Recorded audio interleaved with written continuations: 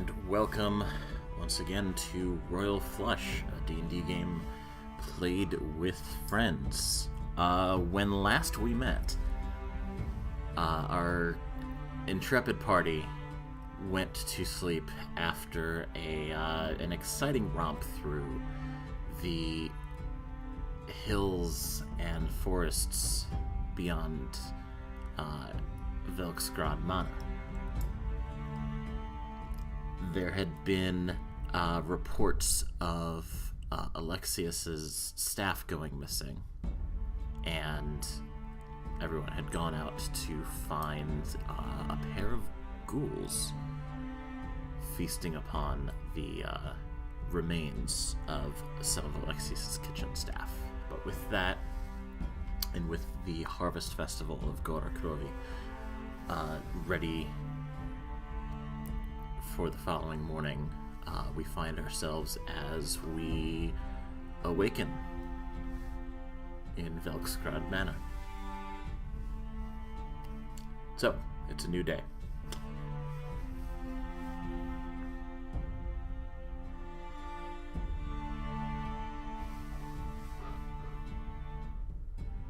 What is everybody doing?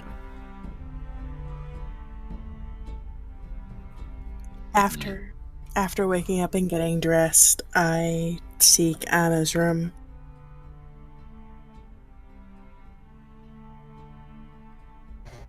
Okay. Um, You reach oh, Anna's room and knock on the door. Nice. I go to the door and open it. Dad, the other... Hey, What is meant everybody? to have a conversation with you the other night. Do you have a moment? Of course, come in.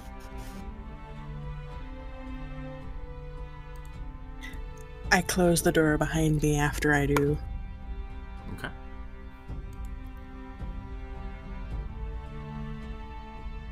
This about last night, the ghouls or whatever it was we fought. A touch, and a touch something else as well.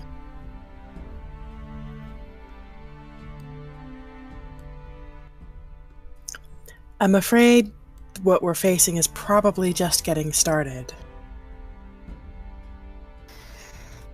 I have that feeling as well. We're certainly in the right place. Off again we go, yeah? Just like old times. Speaking of, we've been friends, 2 years or so now? Has it been that long? I guess so. Feels like longer, hasn't it? Sometimes it feels like, I don't know, you've been at my side for half my life.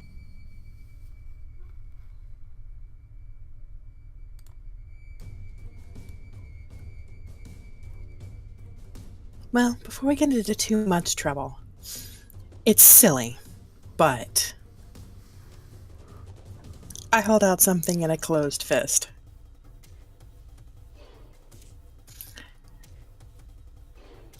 What's... For what it's worth, I don't have much in the way of mementos, but I'd been meaning to give you something like this for a while anyway. I turn my hand over, and it's a small, smooth, creamy green stone.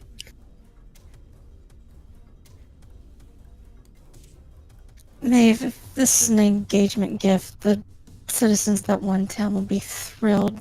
Oh! Goddess, no! No. Oh, that would be so weird. You're like a sister to me. Pinches the I'm bridge just of her messing with you. nose. All they would need is more fodder. I'm single! Oh! It's a fun button to push, though. One of these days. At this point, uh, in their travels, just for the edification of the people listening at home, Maeve and Anna, uh, though they serve different faiths and they have different goals, they're often thrown together by circumstance. You guys have had more than one mission that you thought were solo missions that it turns out that the other person was on a similar, if not the same, mission from their dispatch.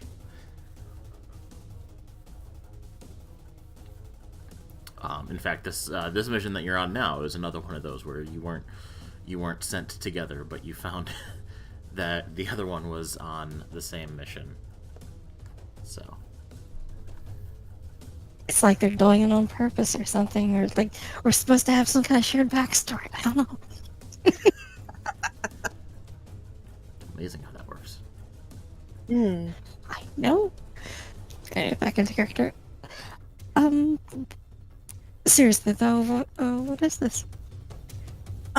I have a handful of stones from where my mother was from.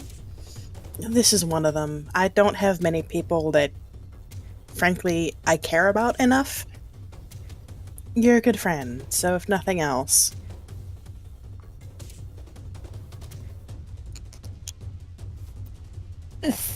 Thank you. I accept and I'll treasure it. I wish I had something to give you.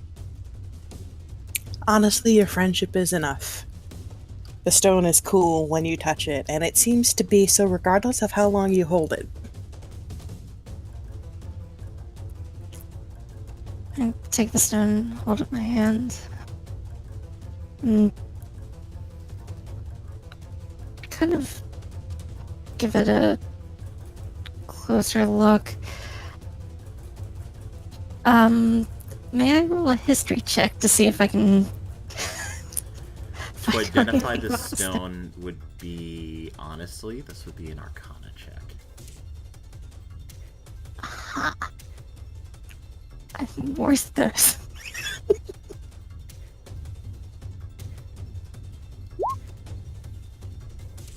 Yeah, I'm terrible. That is a 6.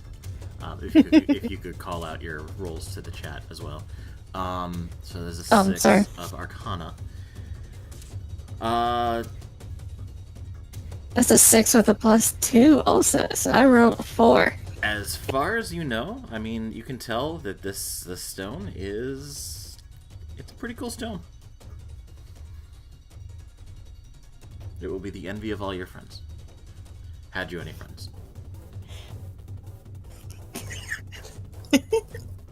Rude? I mean, you have friends, but many of them are in the room at the moment. Yeah, Work friends. There you go. about half of them are in the room.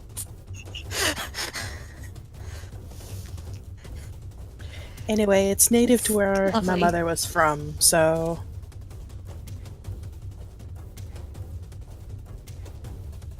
It's lovely, thank you. And I give her a hug. it's an awkward moment before she returns it. Maeve is not the sort that generally does show outward affection. But Anna's this, very this huggy. one this one is her sister.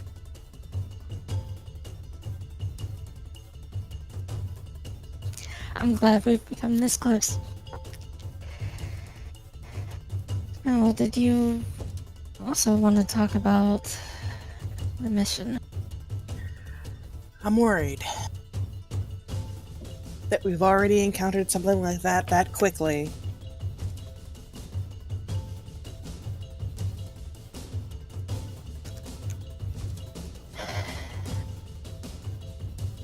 It is strange that the night that we arrive here, those abductions happen, and we run into that out in the woods.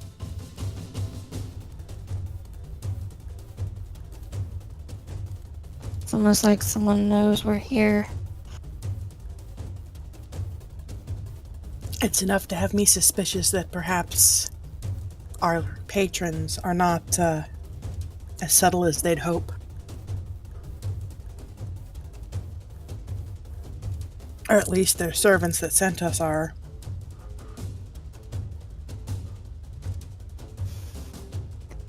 Well, neither of our patrons are known for their subtle. This is true. Nor our respective bosses. Sadly, even more true. I think I might have a word with our gracious host. See what he knows about the disappearances and whatever is in the wood.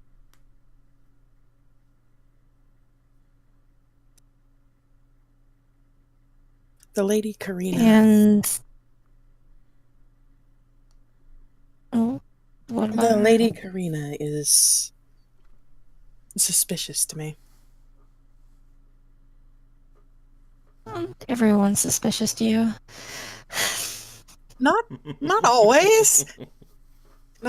Not always. Okay, fine, fair, but I mean, I believe you thought I was suspicious at first. I found you inside a necromancer's lair.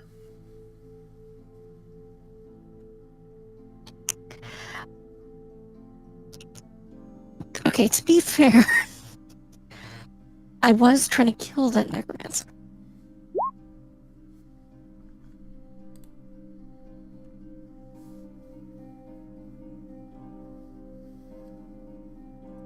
Still, Still, inside a necromancer's lair.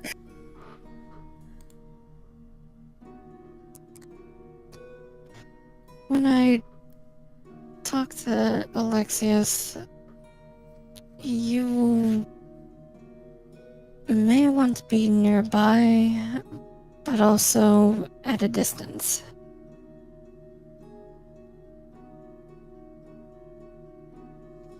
Somewhere where you can run in or run away as needed.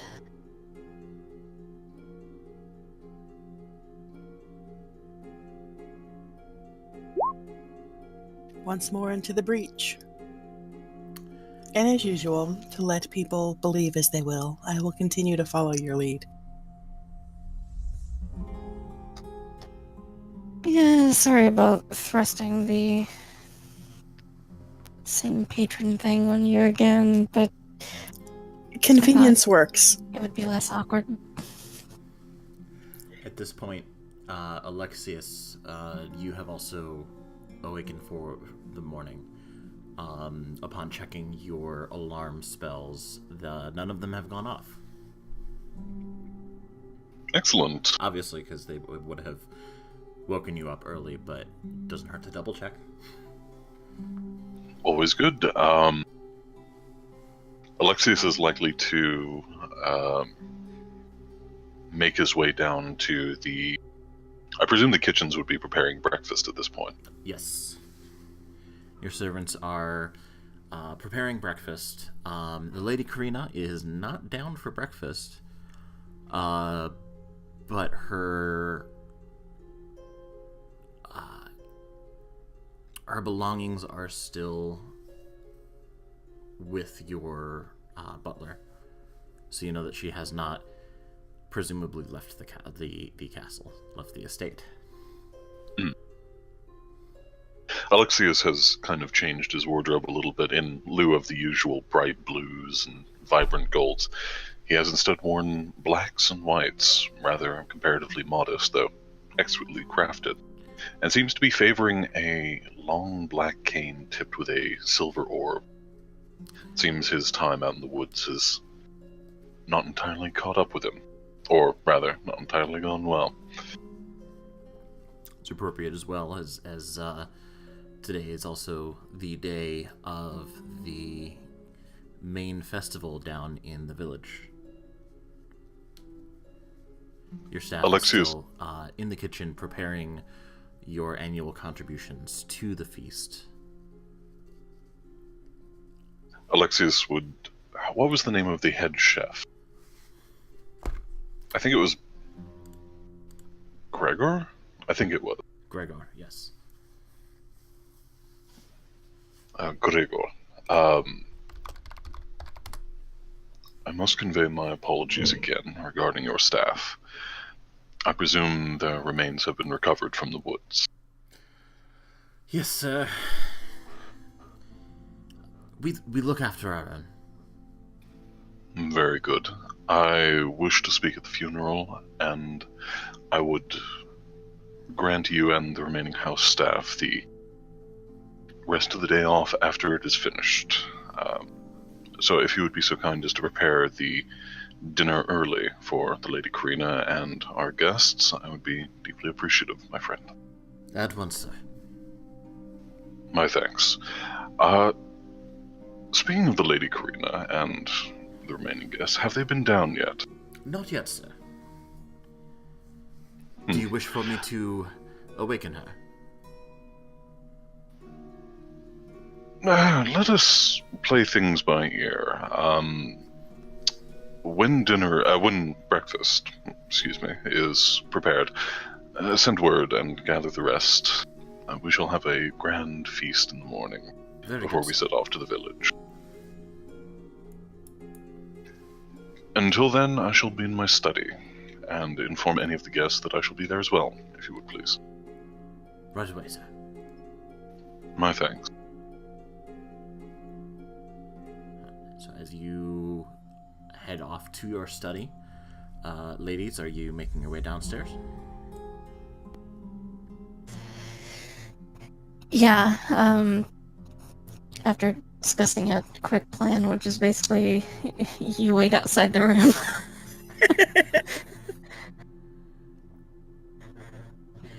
And I would start asking where Alexius is. Polite. I'll follow until we reach our destination and lean on the wall outside, listening. So you're heading downstairs, Anna? Yes. Okay. You are met by the house butler, Gregor. It's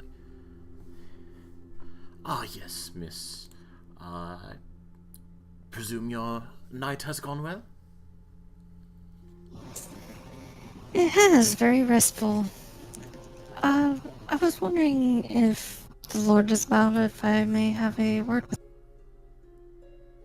Lord Alexius is in his study.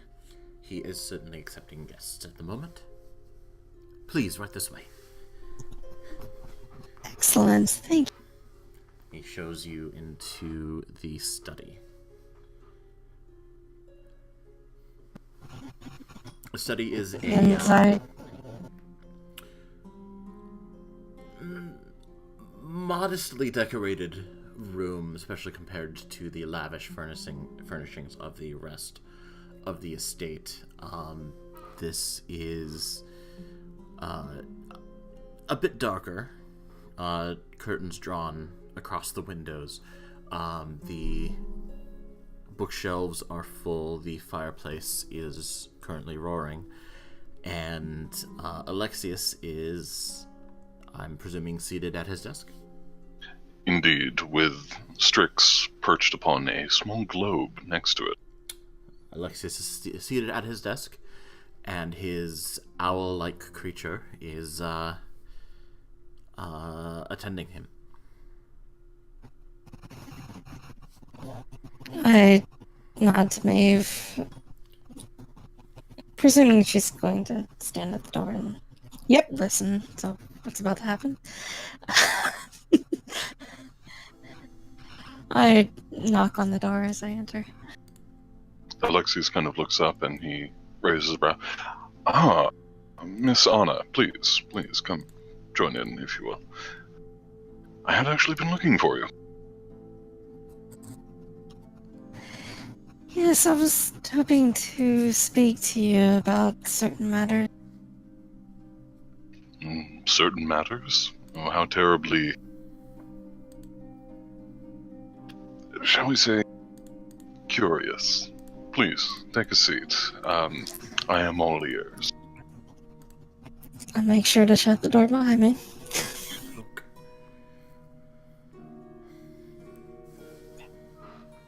Just outside the door, I sigh and try to find a place where I can actually listen. So, I I'm keep going to one eye Maeve on to roll Strix. a perception check, just to make sure that you can continue listening to the proceedings without any complications.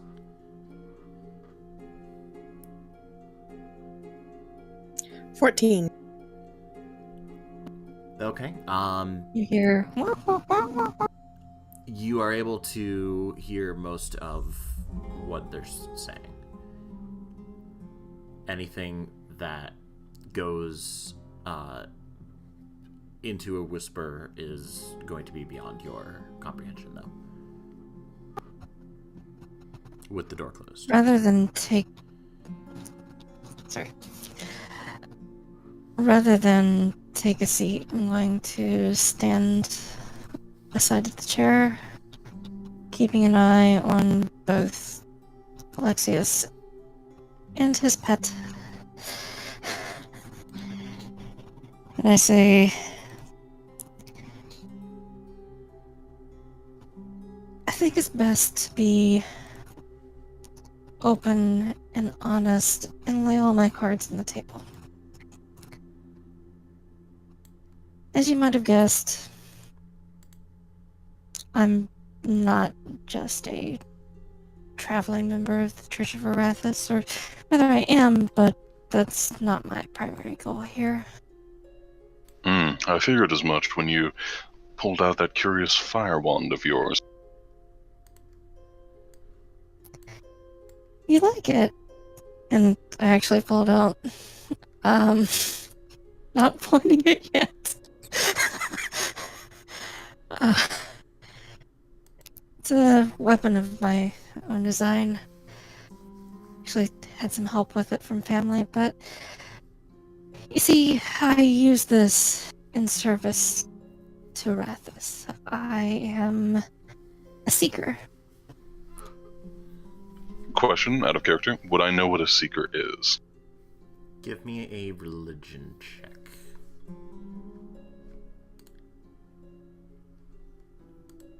Let's see.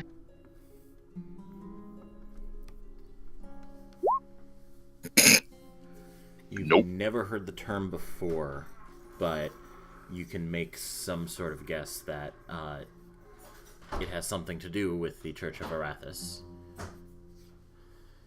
Well, judging by your efficiency in battle, I can only presume that's some sort of knight or paladin. I'm afraid I'm not really much of a man of religious studies, shall we say. Knights and paladins are all well and good, but sometimes you need something quieter, more subtle. A blade in the dark, if you will. Forgive me for asking, but if you are quiet and subtle, why does your weapon sound like the crack of thunder? And make a big gout of smoke and flame? Because usually when it goes off, the time for subtlety is ended, and usually my mission is ended after that first sound. Fair enough, I suppose.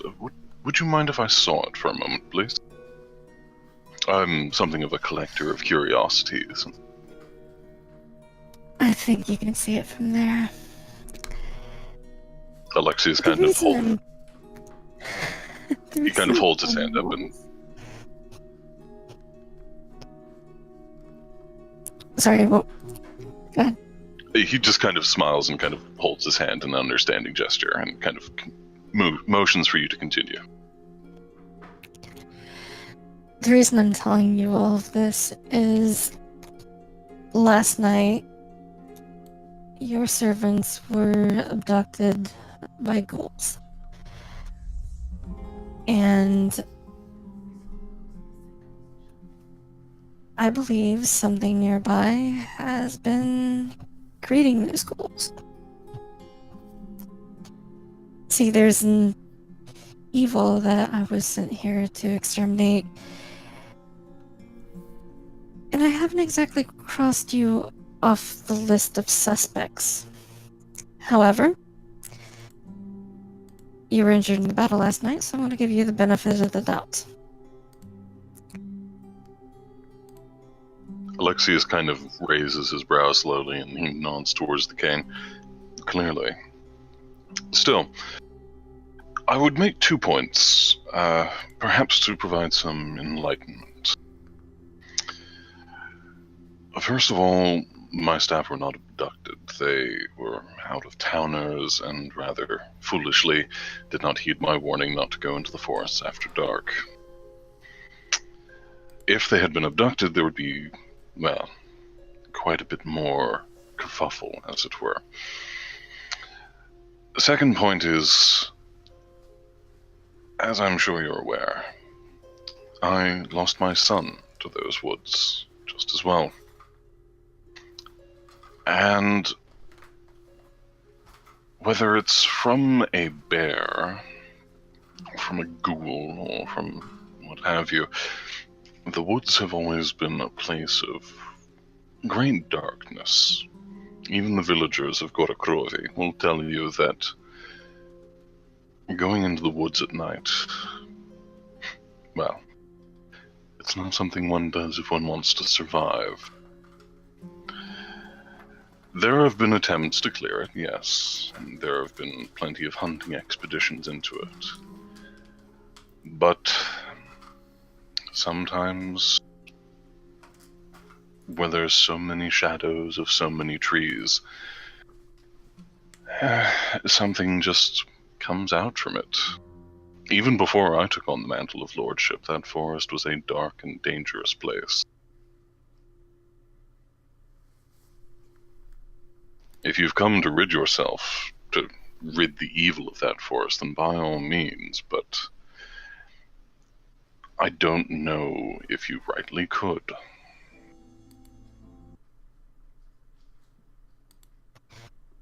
My orders were very unspecific, whether it was to rid the forest of the evil, or the town, or even your manor.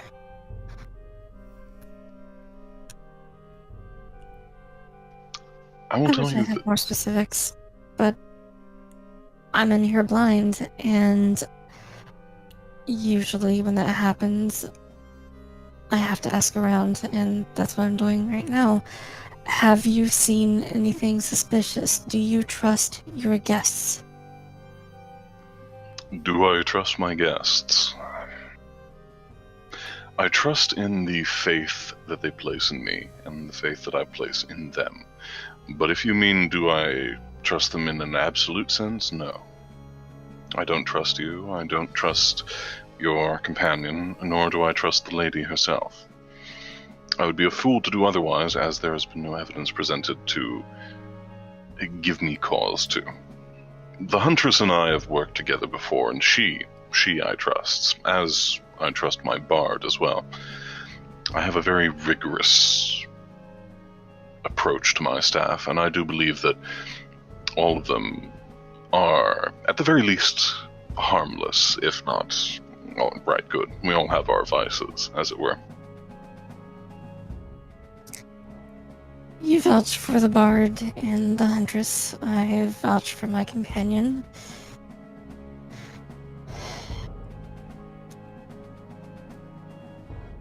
I think in order for me to know that I can trust the bard and the huntress, I need to know I can trust you. And what is that you would need from me? I'm perfectly willing to cooperate. After all, cleansing the woods are to my benefit as well. But trust is an ephemeral concept, and there's very little I can give in terms of solid evidence. But name what you ask, and I will try to provide.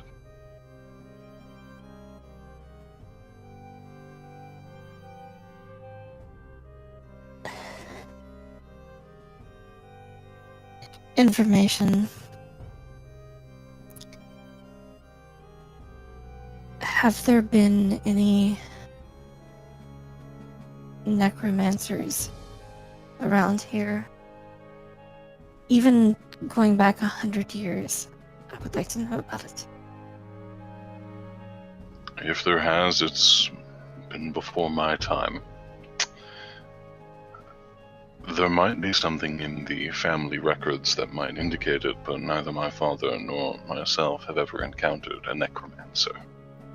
At this point, Maeve, I need you to make another perception check.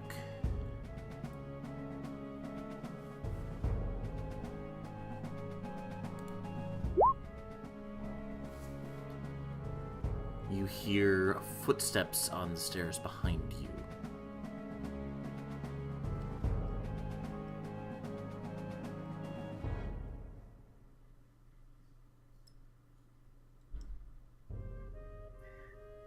I watch that direction, but I continue leaning against the wall just outside the door. You turn towards the main entry hall, and you see the Lady Karina coming down the stairs. She is in an entirely different red gown from the one that you saw yesterday. And she is descending the stairs in a most regal fashion. Don't forget to yell Jenga if you need to. Oh, Lord.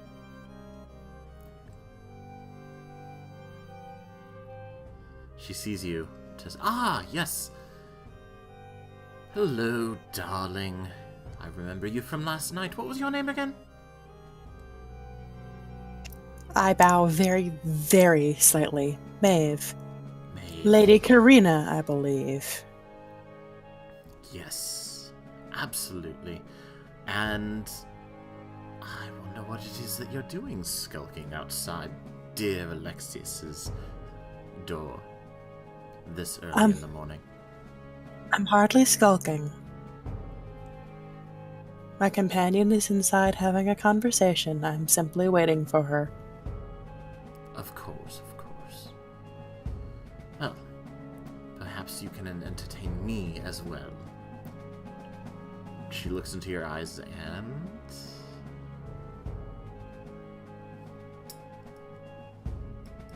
need you to make another wisdom save.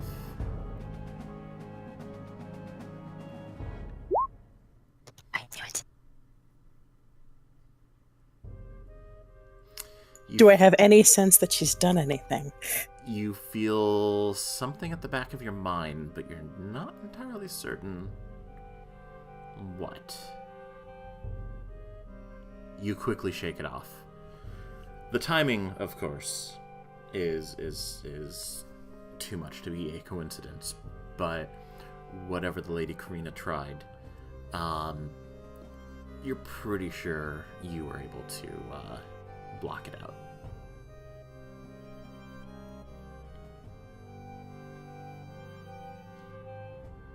I can certainly try. I'm never much one for conversation. I do believe breakfast is about to be served downstairs, however, if that is of interest to you, lady. Oh, lovely. I am starving. And she heads off towards the kitchens. You turn your attention back. Do you turn your attention back towards the door?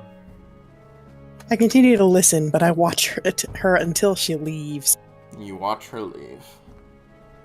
She has a particular sachet as she rounds the corner.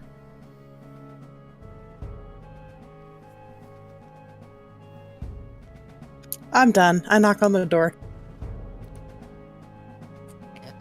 Before that knock, I'm going to say,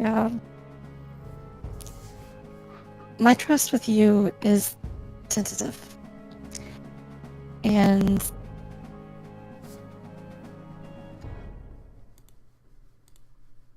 I want you to know you can trust me. And the way you can know you can trust me is if I weren't trustworthy, you would not be able to leave this room. You would never leave this room. intimidation check.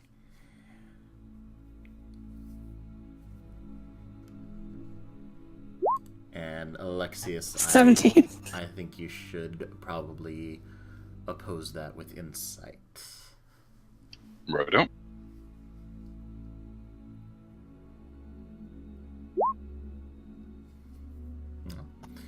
Oh. Do you choose to be intimidated? Alexius just kind of leans back in his chair and lets his brow lift slightly. Miss Onoleth, I will, for the moment, ignore the rather rude comment you have given and simply offer a bit of advice. You are a guest in my home, and with that comes certain responsibilities and certain rights. I will not harm you while you are here, and I would ask that you not do the same. I will gloss over your words for a moment, and simply remind you that if I had wanted you dead, you would not have woken up this morning. Food for thought. And Maybe certain. would you be a dear? Would you be a dear and get the door, please? I was gonna say, that threat is when I knock on the door. I open the door, and I actually do take my eyes off Alexius to do it.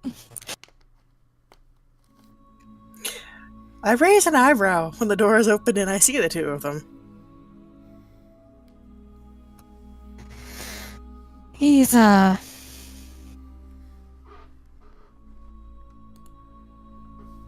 He's further down on the list. She isn't. She?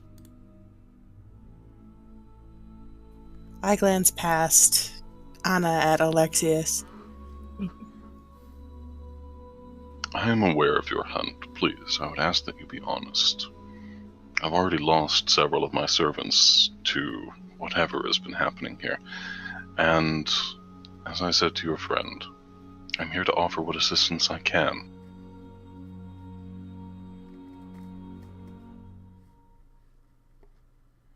Then may my lady protect you and yours.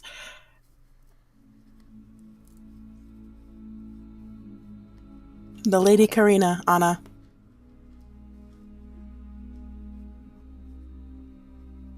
Has she done something to rouse your suspicion? Nothing concrete, but yes. I turn to Alexius. What do you know of Lady Karina? Out of character, what do I know of her besides her attempts at courting? Not really all that much. She's from a neighboring kingdom. She has usually sent her advances in the form of letters. This is the first time she's made the trip herself.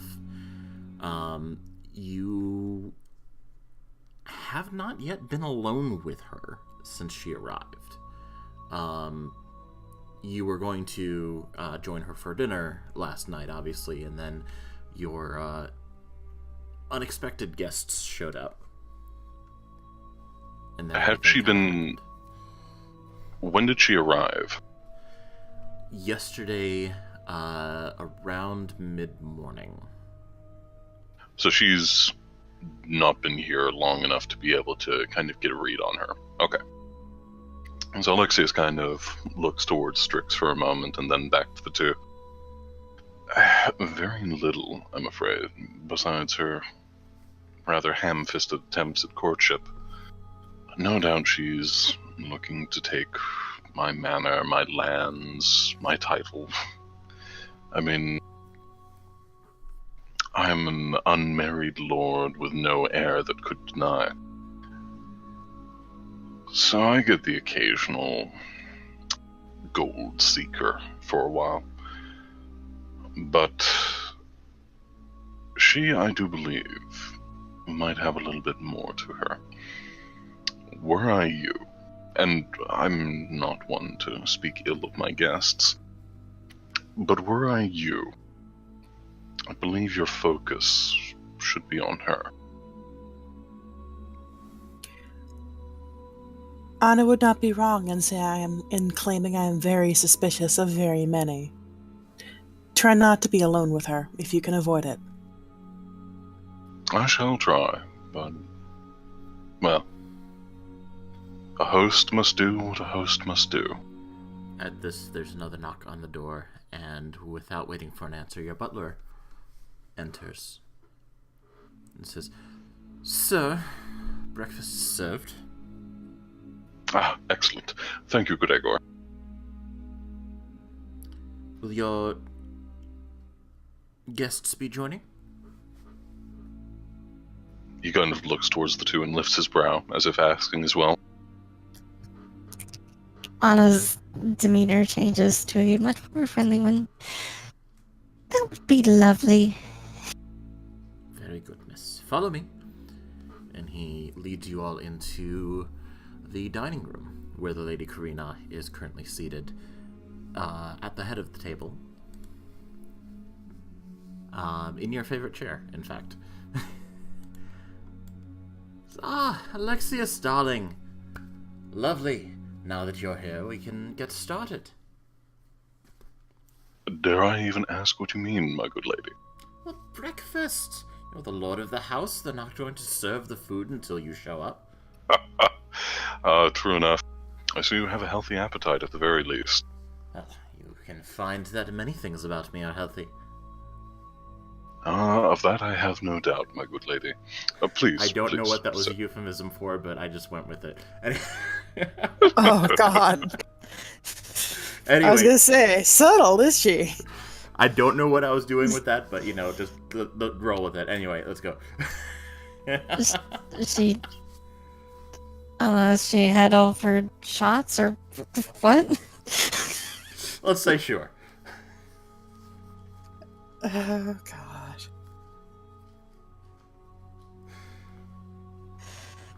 I take a seat at the table. Alexius does pause. One moment, if you won't mind. I do need to check something in the kitchens, however. Absolutely. Please, serve and feast. Gregor starts bringing out the breakfast. There's smoked ham, a variety of cheeses and breads and wine. Got a good breakfast beer in a large, well, not large, a small table-sized keg.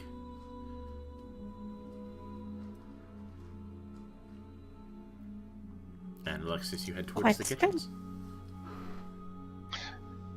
When he gets to the kitchens, I presume there's a pantry or some sort of walk-in freezer that one could go to, or at least an ice room. There is a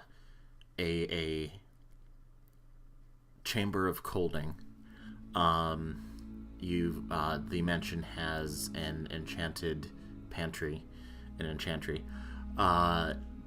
where there's a cold spell to keep things fresh. See, once Alexius gets in there, he's going to grip his cane and cast a spell. Detect thoughts. Okay. Do you need line of sight on that? Yes, but it is a duration spell, so I can do it for 1 minute. Cast it, walk back out. Let's take a look. 1 second.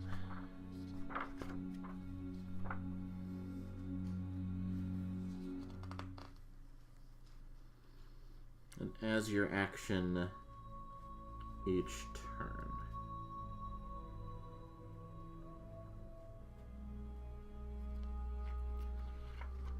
Okay, so you can see surface thoughts without a saving throw, and anything deeper the target needs to make a wisdom saving throw. Okay. Got it.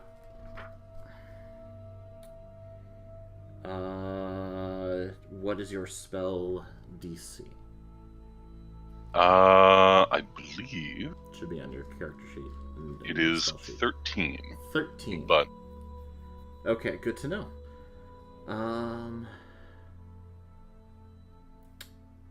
Either way, the target knows that you are probing it into its mind, and unless you shift your attention... Alright. Indeed, but that is only for probing deeper. Got it.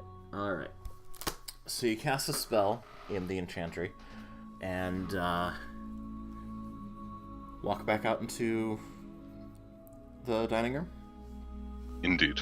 Alright. My apologies. I simply needed to ensure that we had adequate supplies for tonight's feast. Who are you focusing your surface thought reading at the moment? On the Lady Karina. The Lady Karina, her surface thoughts are focused entirely on the feast at hand.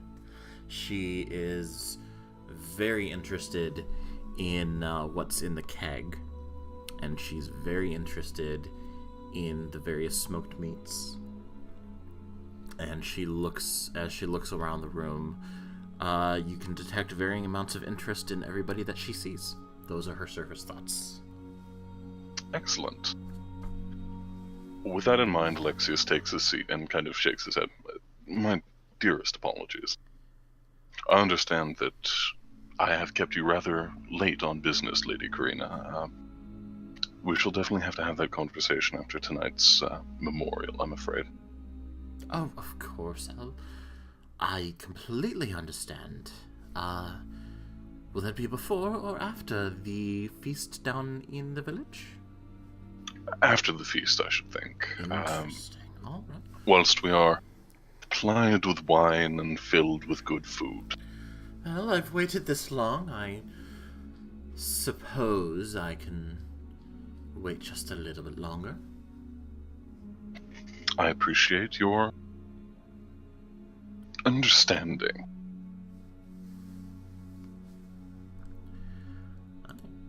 And would that change her surface thoughts at all? She's disappointed. I see. Okay. And a bit So Alexius. frustrated.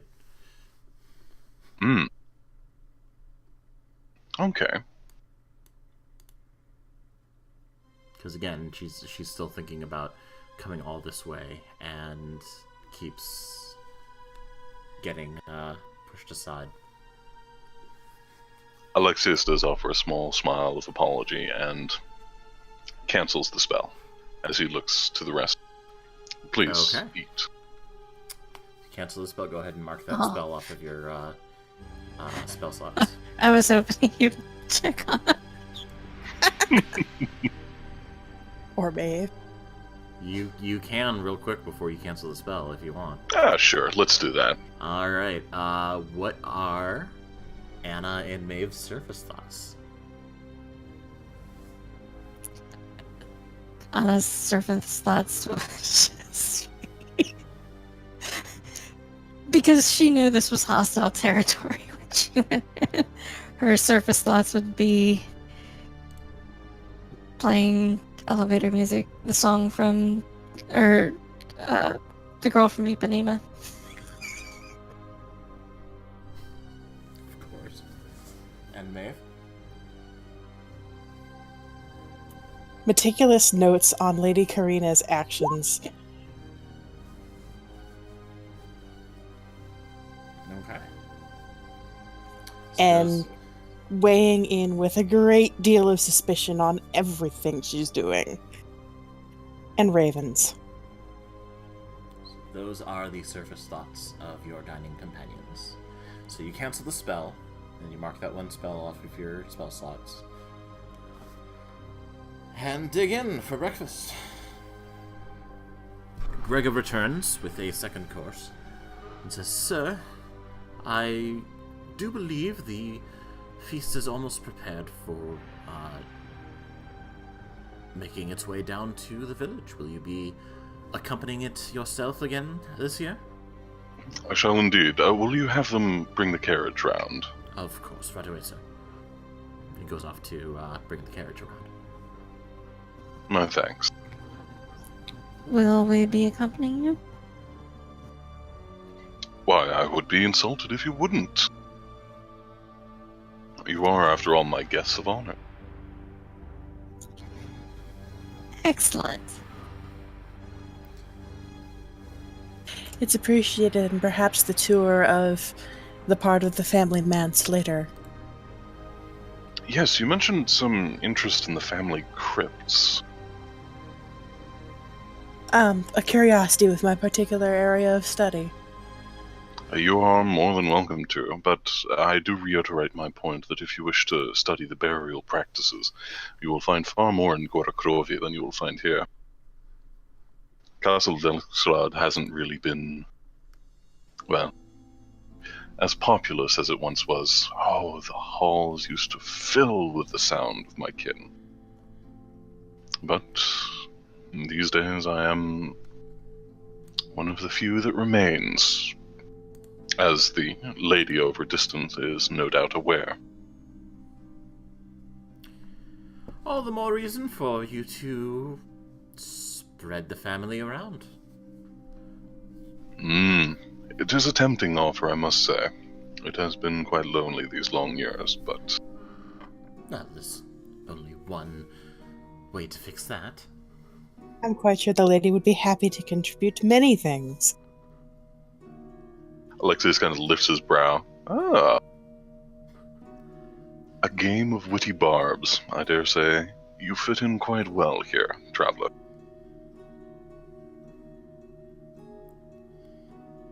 A small nod. Just be sure that blade is as sharp as your tongue. There are very many dangers out in the forest. I'm sure you would wish a blade, my lady. I have very little use for them. Ladies, please, let us enjoy this fine feast, and then go forth to celebrate both the lives that were sadly taken last eve, and the renewing of our traditions. We may be a far sight away from civilization here, but even here we have our own ways. As my friend stated the other night, it's half the reason we come to wander. Your hospitality is greatly appreciated. It may not be gentle on my coffers, but what is a man if not a good host? And what is a lord if not the host of travelers and wanderers and seekers of all kinds? At the very least, the name of Cenarius might be added to your books, and that, at the very least, is a rather wonderful idea.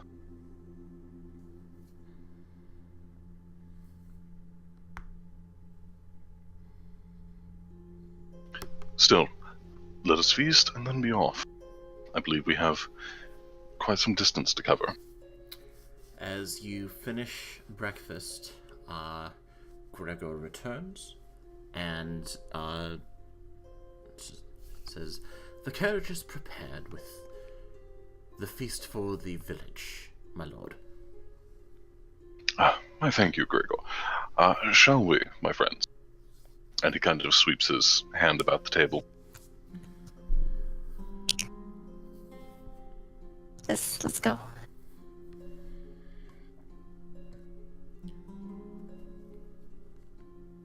I stand up and start to head out.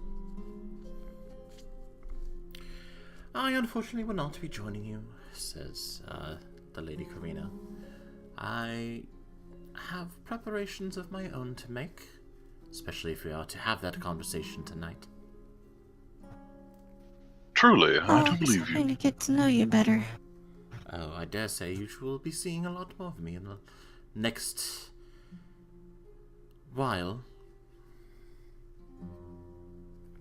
Quiet. Alexius simply offers a small smile.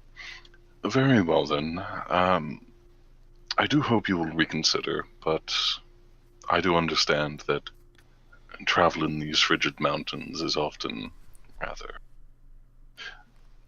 unenjoyable, let's say. To say Still. the least.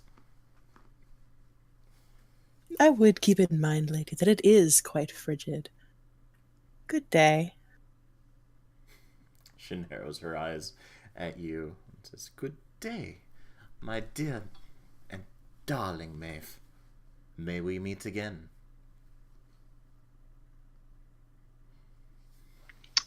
One question. Would that breakfast have counted as a short rest? Well, technically you had a long rest because you slept overnight. Yeah. Well, I'm saying from that point Giving a on. spell back. Because warlocks regenerate on a short rest rather than a long rest. Yeah, we'll say go ahead and count that as a short rest. Excellent. Okay. Maeve is a lot snarkier than I thought she'd be. Careful not to burn those spell slots too early. Alright, so for the sake of brevity, we'll say you all pile into the carriage and make your way down. You know, it's not D&D unless we're bargaining with the DM about what's a short rest. Indeed.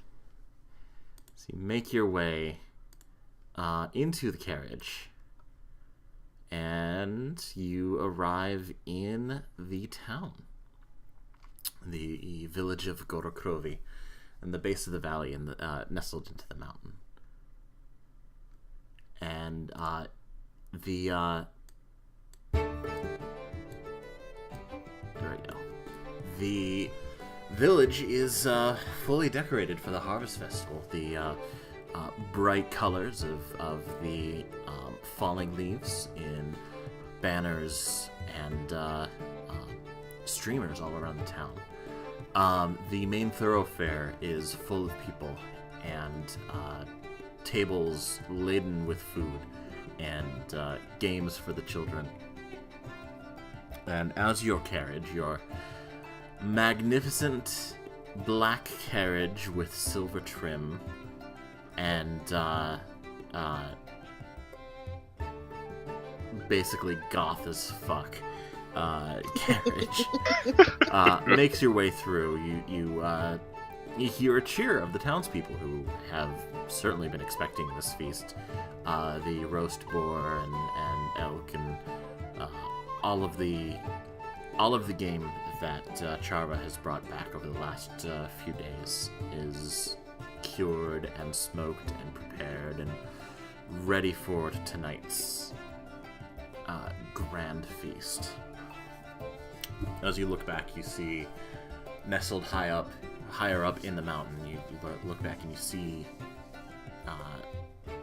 Velksgrad Manor, the familiar sight overlooking the village, looking almost tiny as you tiny but prominently overlooking everybody, as was originally intended when it was built.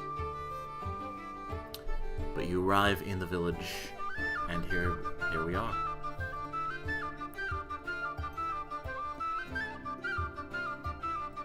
There are games, I love there festivals are like these. food, there's lots of stuff all around. Now, what shall you do? Is there dancing? There can be. There is not yet, but I'm sure you could strike up something fun.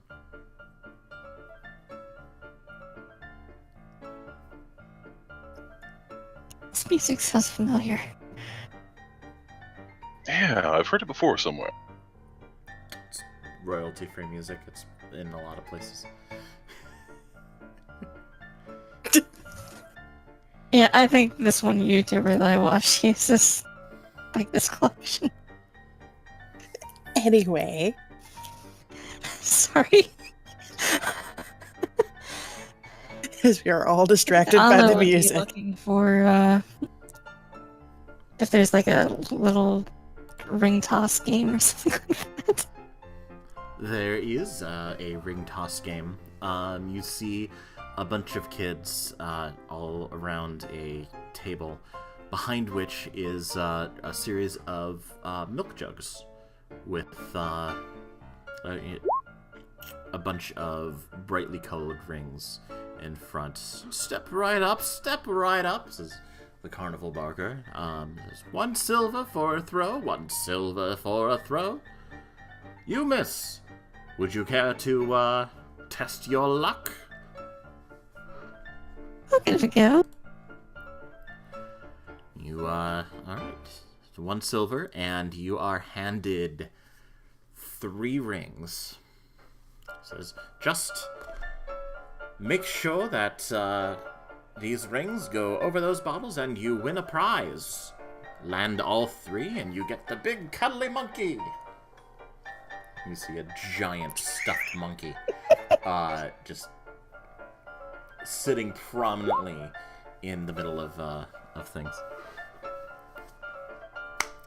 So, what we're going to do is just a straight dexterity check. I need you to go ahead and roll once for each ring. So give us the first one. Let me see. That would be. I'll just click on dexterity. Just right on dexterity. 17. The 17, the red ring lands right over the central milk bottle and sinks right into place. Excellent! Now just make the other 2 and you win the cuddly monkey!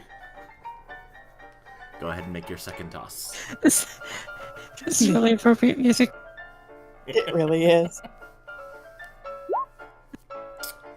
The yellow ring bounces off of the bottle and falls into the floor. Oh, I'm sorry. But you still have a chance to win a prize. Go ahead and make one last throw. At this point, Maeve has started to chuckle softly. Though whether it's at the theatrics or at Anna, it is difficult to tell. The blue ring also bounces off.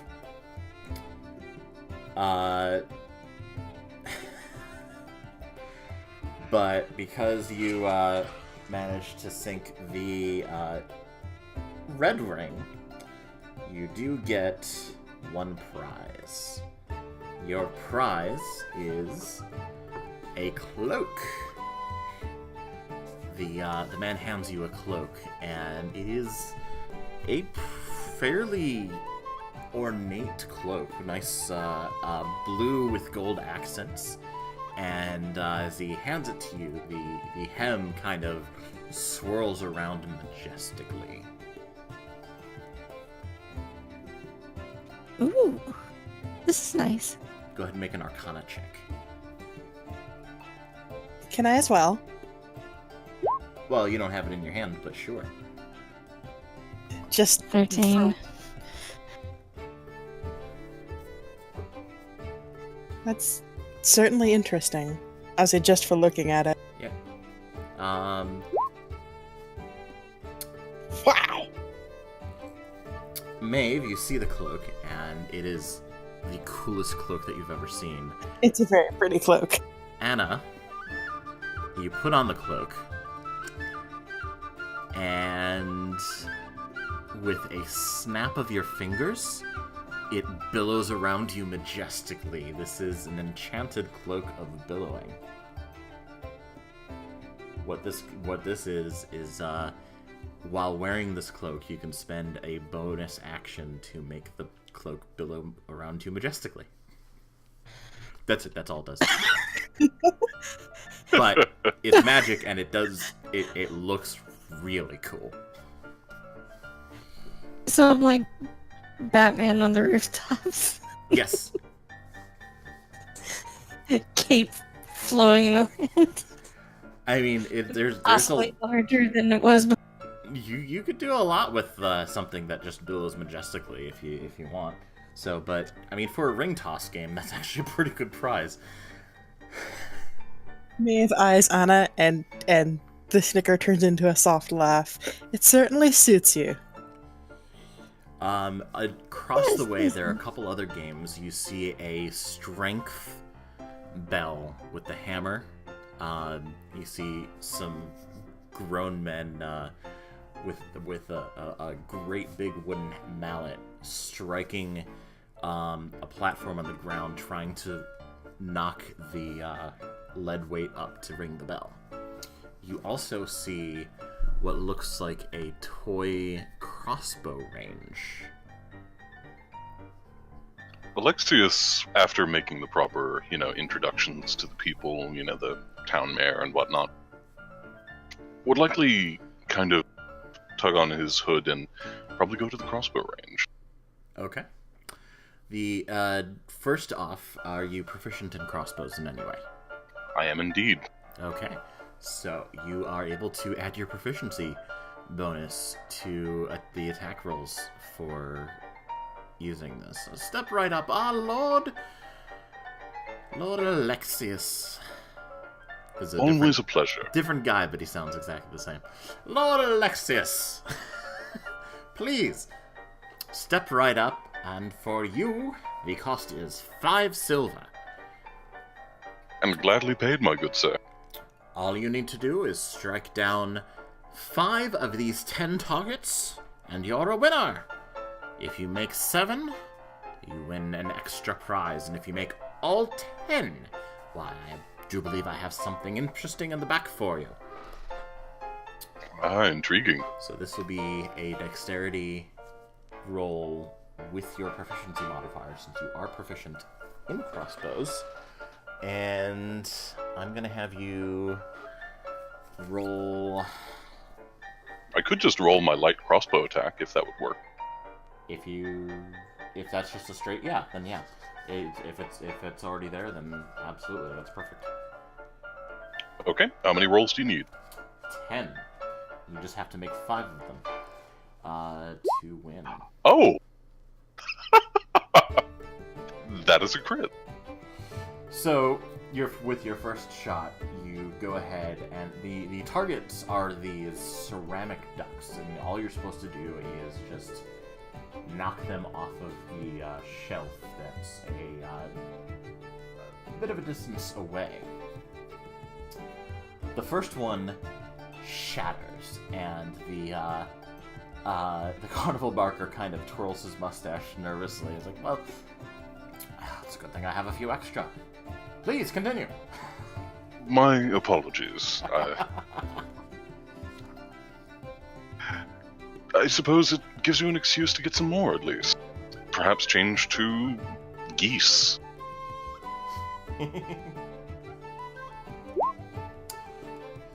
The second duck is knocked off the shelf. Go ahead and make your third. Ooh. The padded wooden crossbow bolt misses the third duck. So that's 2 out of 3. Go ahead and make your fourth. The fourth one also misses. So that's still 2 out of 4. Ooh. Fifth one hits. The duck is knocked right off. So that's 3.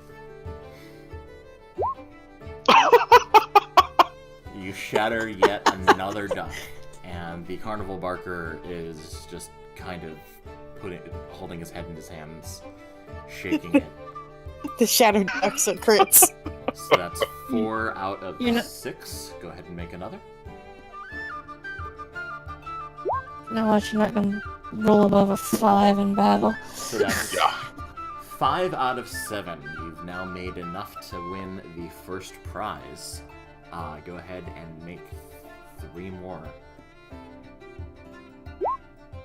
Oh! 6. Okay, 1 more to make the second prize. You have 2 more shots.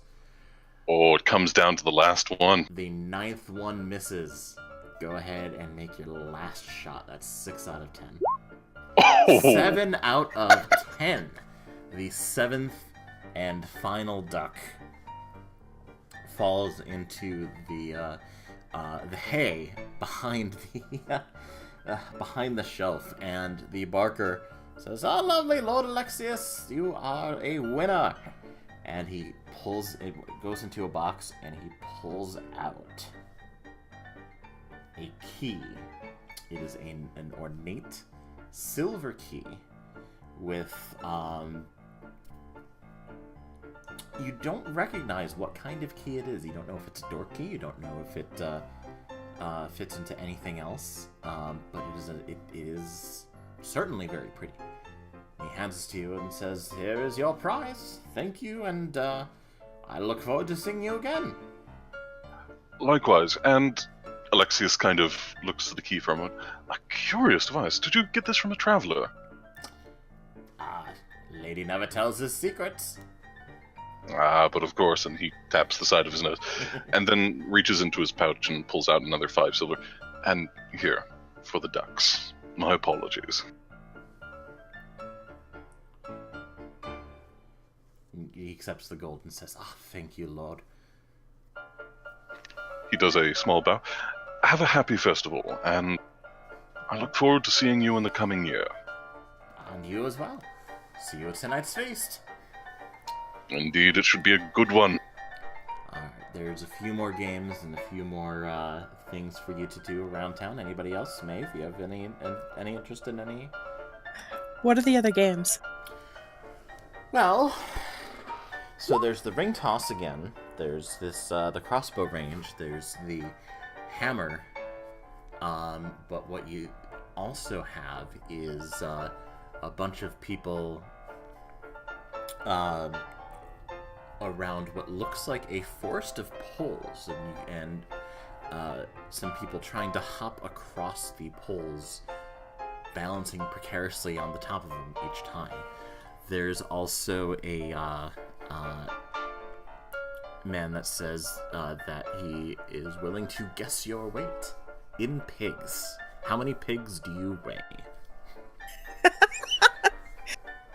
Sounds rather insulting. And finally, it looks like a simple dice game.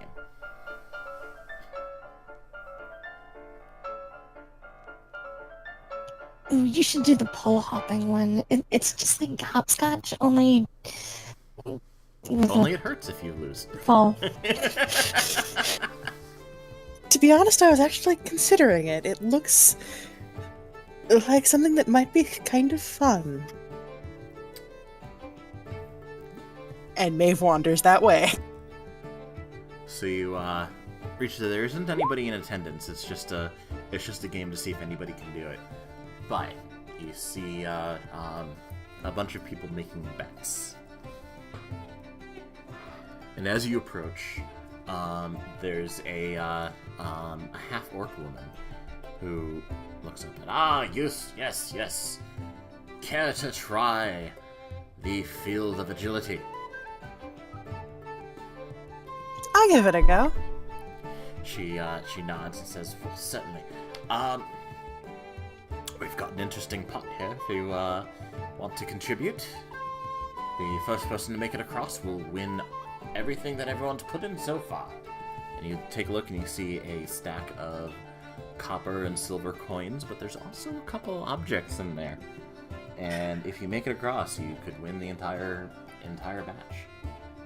Why not? I toss a couple gold. Okay. Literally a couple gold, 2 gold in. The only gold that's in the pile. I figure, I do, as I do so, I shrug.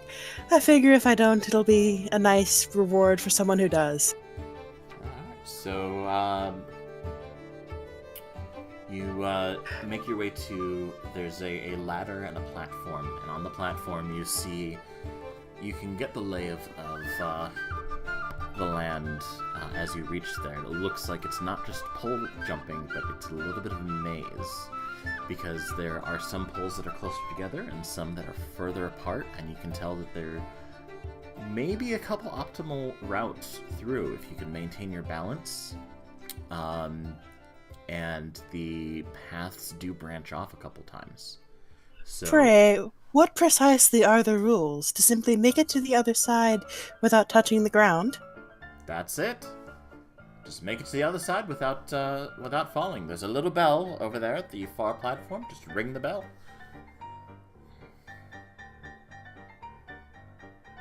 I grin. Alright. I'll do this twice. Once because I'm feeling mischievous, and once for real. Okay. I go up to the top.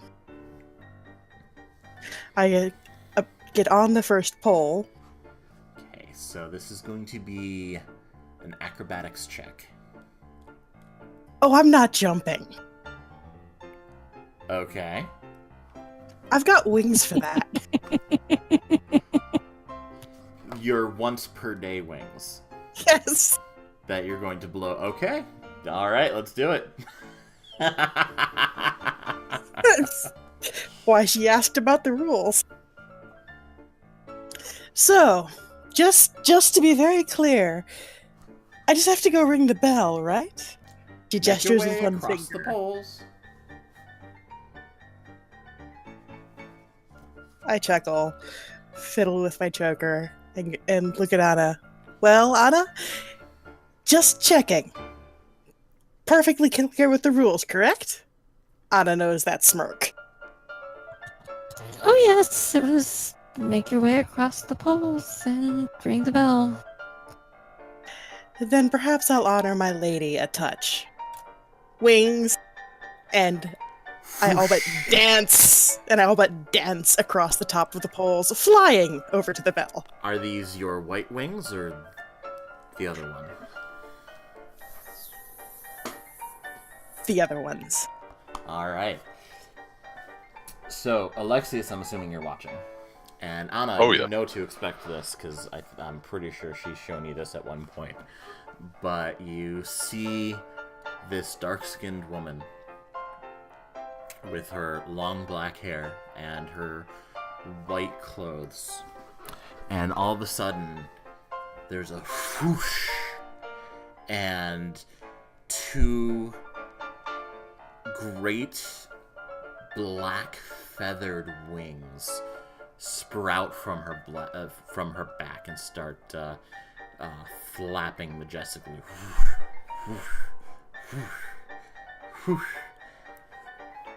Maeve now has a fly speed of 30. And touching a good many of the poles as she goes by, all but dances across them to go ring the bell on the other side. That lasts for 1 minute, right? Yep. Okay. You make it across, and you ring the bell, and everybody Anna that just is not pinches expecting the bridge of her nose and shakes her head. everybody that is not expecting this is just standing with their jaws agape. Alexius even looks surprised. Like, his usual mask of joviality is just like, oh. The So it's- half-orc woman closes her mouth and says, "Well, I did say." I'm quite willing to be fair if you'd prefer. I mean, you made it across and you rang the bell. It's Oh, she looks very distraught. And looks over into the pile. I'll tell you what, keep the coins for whoever makes it. I'll claim whatever's left. So you're not gonna do one more time to just to be fair, like you said? I'm just gonna do it at that. I'll leave it up to you. She says this to the lady. I'll leave it up to you. Well, You certainly weren't expecting an Asimar of all things to attempt your course. Well, you leave the gold, and you leave the silver, and the half-orc woman begrudgingly picks a couple items out of the pile and holds them out to you as you gently glide down to the ground. And at this point, the wings kind of flash and disperse in a burst of raven feathers. I dropped 4 more gold in. So you have a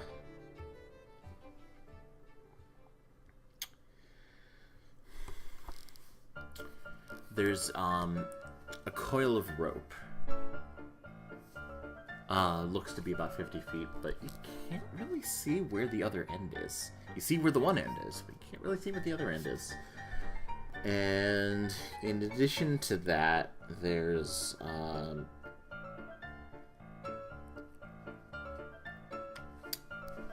glass orb. It's a yellow crystal,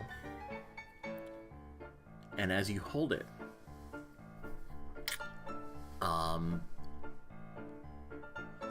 You turn around to show Anna, and as you're turning around, it briefly flashes red. And then as you keep turning, it turns back yellow. Huh. Make a perception check.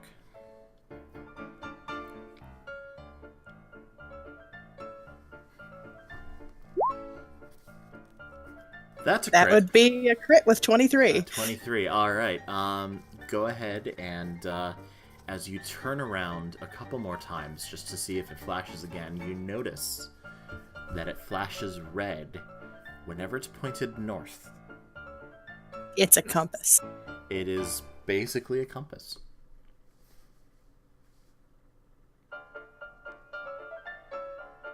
I'm calling it a compass orb. It actually does have a name. If you want to know it, Please. you can call it whatever you want. It is an orb of direction. While holding this orb, you can use an action to determine which way is north. This property functions only on the material plane. So it takes an action to, twirl around and find out which way is north, but that is what it does. And the rope, like I said, you look through the coils and you can't really find the end. There's the first end.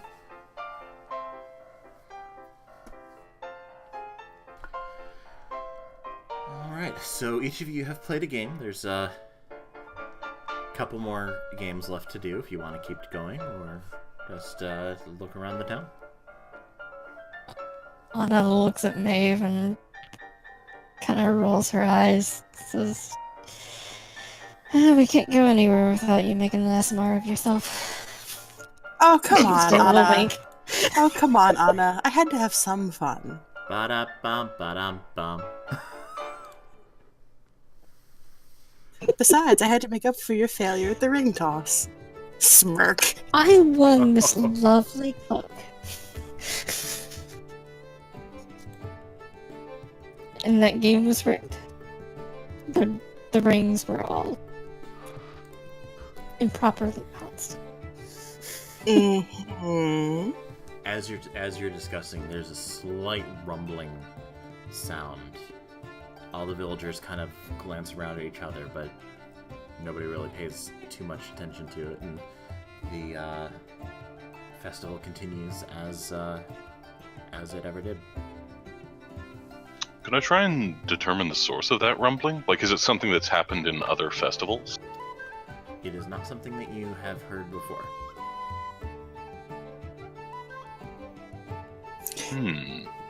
Is it like thunder, or is it something else? Give me a perception check. Might I be able to do the same? Yes. Go ahead and make it a perception check. Can I? Yes, you can make a perception check as well. I can't see shit. Maeve and 17. Anna, you felt it under your feet. Alexius, you heard it, but you couldn't tell where it was coming from.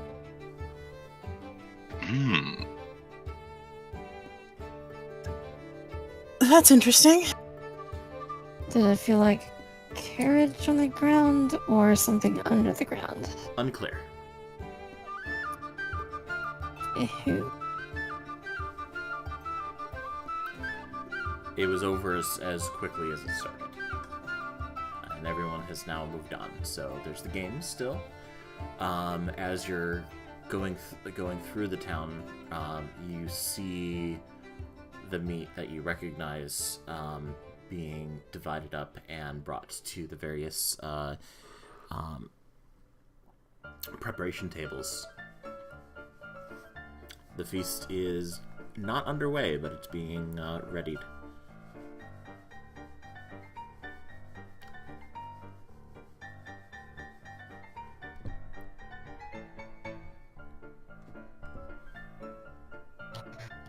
I'll go over and just kind of make idle chatter with the locals.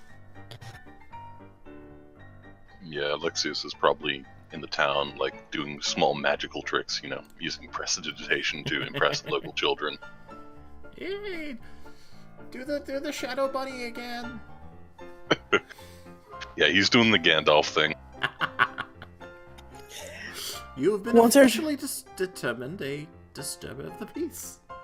Once or twice as he's doing this, Maeve subtly plays along and plays with the firelights near him to make them different colors. In time with what he's doing, so it looks like he did it. Especially because he's doing it for kids. The children are very impressed. This is the best harvest festival ever. Meanwhile, Alexius, Alexius, you're not coloring the fire. no. Good. You start to smell the meats being roasted, and it smells delicious. And as you make your way over to the tables, you hear the rumbling again. And this time it doesn't stop. Any idea what direction it's coming from? Under your feet again. This time, Alexis, you can feel that. I look for Anna. Would I be able to pinpoint it to any specific location, or is it, like, all over? That is going to be difficult to determine. Give me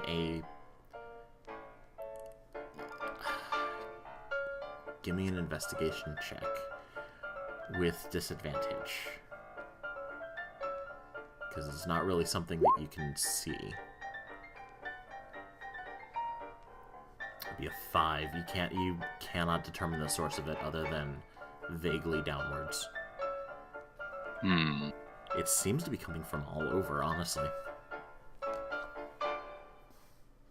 Anna is looking around and also unfastening her coat so that she has access to her weapons, just in case. Anna, I'm going to do a thing.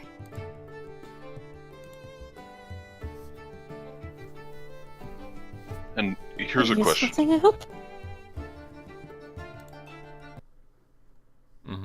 What was the question? Are we on, like, a village green, or is the area, like, cobbled? Like, is the ground loose earth, or just, paved over? Well, you're in the village proper, so there's a little bit of everything all around. There's the main streets that's cobbled, and then there's the loose ground not on the main streets. The side streets are not cobble. The in between the houses and the other buildings off the main streets are not cobbled, so it's a little bit of everything. I see. What about where the feast area is? That's in the town square, which is cobbled. Okay. The rumbling gets louder, and you start to hear some screams as the townspeople panic. This is not something that they were expecting. And over by the feast tables, you see the ground break, and you see 2 creatures burrow from underneath. Yellow chitinous plates and beady red eyes. Oh, shit. Oh, no. The thing I was going to do was the domain thing, but moot point now. I need everybody to go ahead and roll initiative.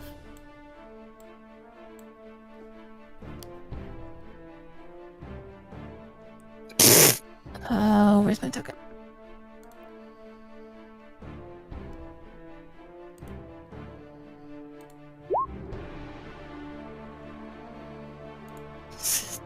I would target my token to roll again, but it's not a point.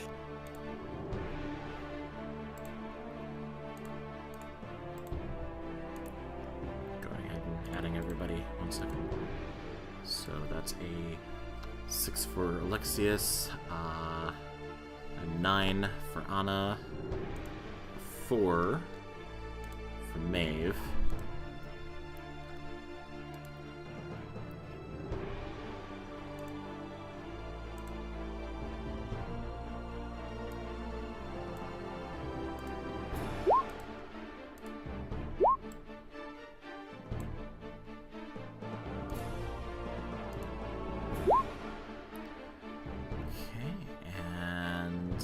You just had to be good at the crossbow game, now look. Yeah. So as you see, the two creatures burrow forward. Why did those numbers not save? Hang on. So 6 for Alexius. There we go. 9 for Anna. 4 for Maeve, and then for these guys.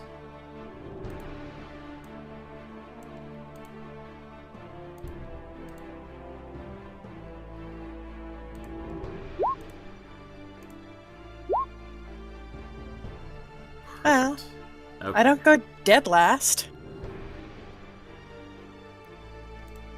And sort. And here we go. So this villager is going to panic, reasonably so, and start running. This guy is going to go and hide. Anna, you're up. Does shouting something take an action, or... Shouting is a free action. Within reason. Alright. I'm just going to shout to the townspeople, get out of here, we'll handle this. I hope. And then I am going to take a shot at the nearest one. Okay. He's got I partial. think we should pass that. It's got partial because cover, so that'll be at a +2 to its armor class. Maybe try the far one, because that... Actually, or shift yeah, the over 5 there. instead. Would that be? That'll be fine. I can give you. Yeah, I can give you that. Okay. Yeah. So here. I'm gonna take that sharpshooter feat. So with sharpshooter, that's Oh, you don't have the sharpshooter yet.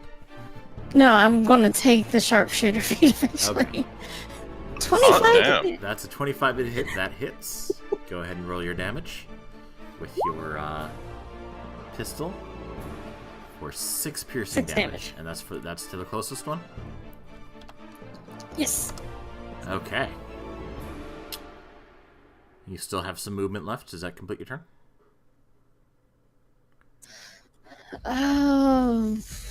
Let's see.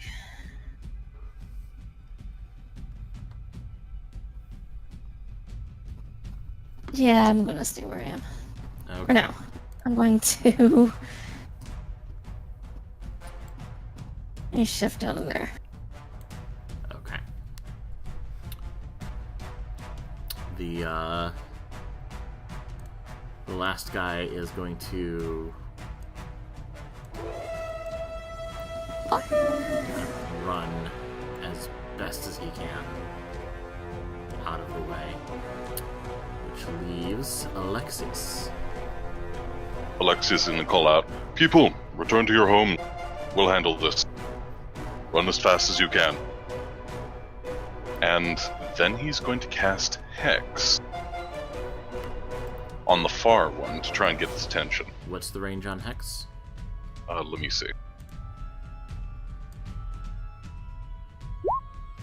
90 feet. Yeah, you're good. Okay.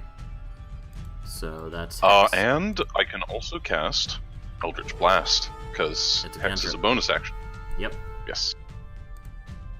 Casting spells, you can cast... If you cast a spell as a bonus action, you can only cast a cantrip as your full action. But Eldritch Blast is a cantrip, so I'm going to go ahead and mark this guy as hexed. Go ahead and roll your Eldritch Blast. Also, I believe I'm going to hex his... I want to say strength. Disadvantage on ability checks with strength. Okay.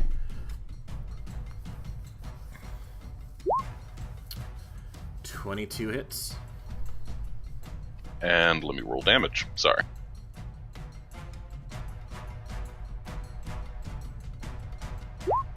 9 force damage.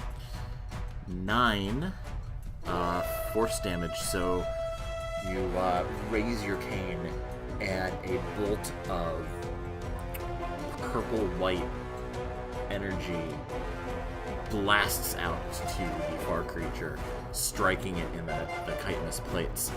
Oh, actually, also due to my hex, it takes an additional 1d6 necrotic.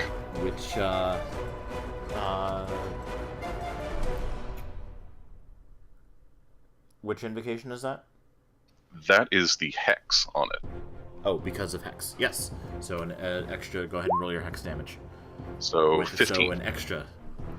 So Nice. 15 damage. Okay. Does that complete your turn? That does indeed, actually. All right.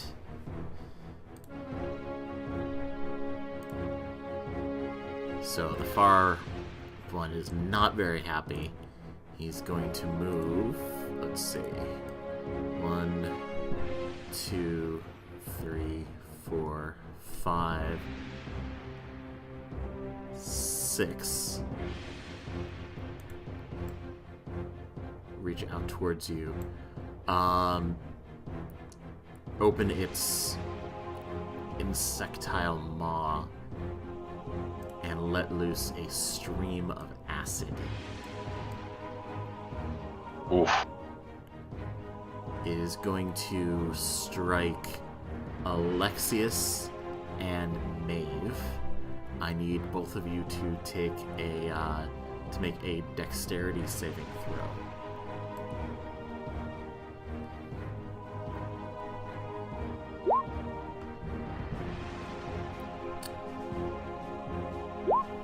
Oh, So it's a 19 for Maeve and a 9 for Alexius. Please call it out for the people yes. watching. Sorry, 9. Yep. Yeah. All right. So, Alexius, you take. Oh, I didn't roll that automatically. Okay.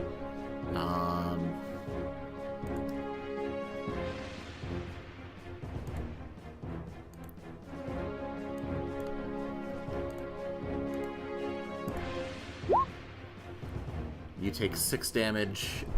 Maeve, you take half that, so 3. Acid damage.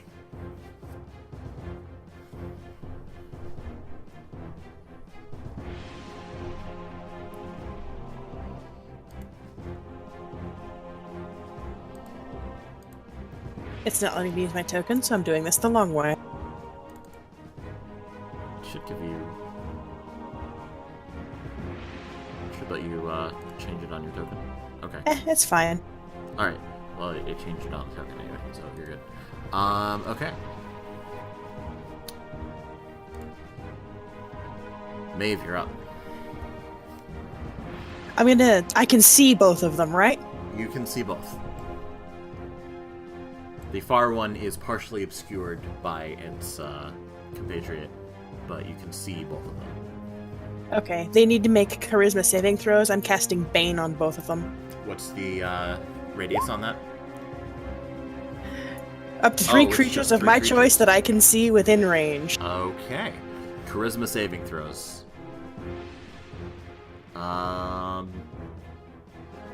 My DC is 13. Okay, so the close one is going to be... Question. Or at least just a reminder for next time. I do need to roll for concentration for hacks. Yes.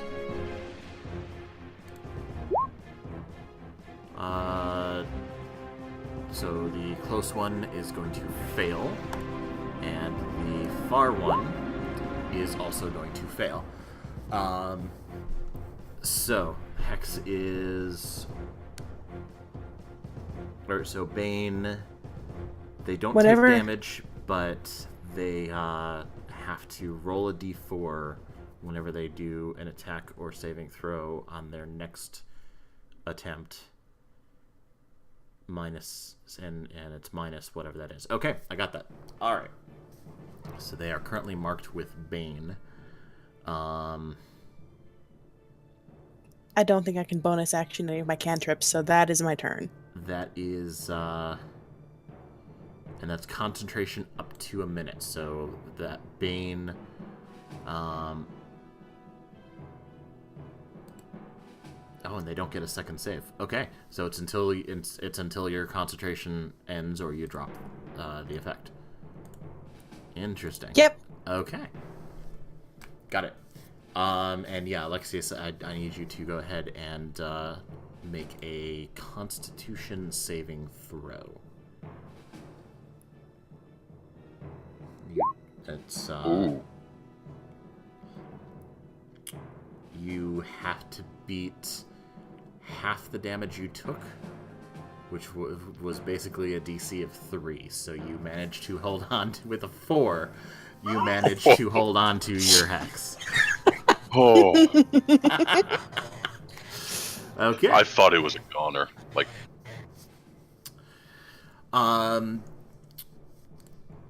the Far Beast is going to also, so 1, 2, 3, 4, 5,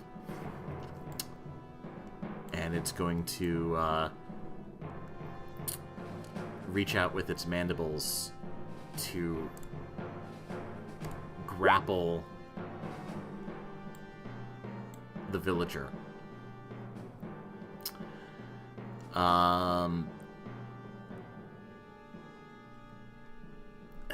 Villager needs to make a save to avoid being grappled.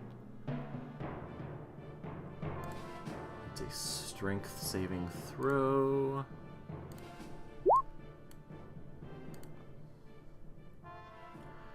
That's a natural 20, so the villager manages to push his way out of the jaws. Unfortunately, he still takes 7 slashing and 6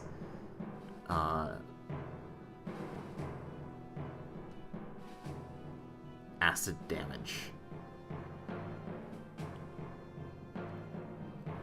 which is more than his hit points. The noble is bitten right in half. Ow. No But he did possibility escape to save them? grappled. It's Nope. one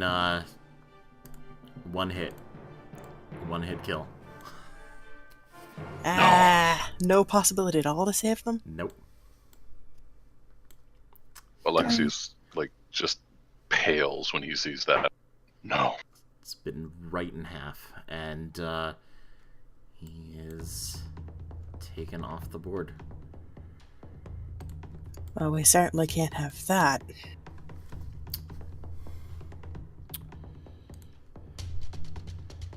This guy sees that and is going to continue running through the alley, just screaming his head off.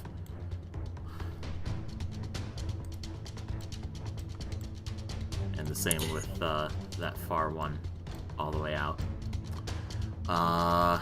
Anna. You're up. Alexius, you're on deck. Right up. The one that just killed that villager, does he have cover? Does he have I don't know armor? if that tree counts as Does he have cover? Cover? 'Cause the That tree Yeah, I don't know counts if as I can see through the partial tree. cover, which will increase its armor class by 2, but you can still make an attack roll against it. I'm gonna blow a...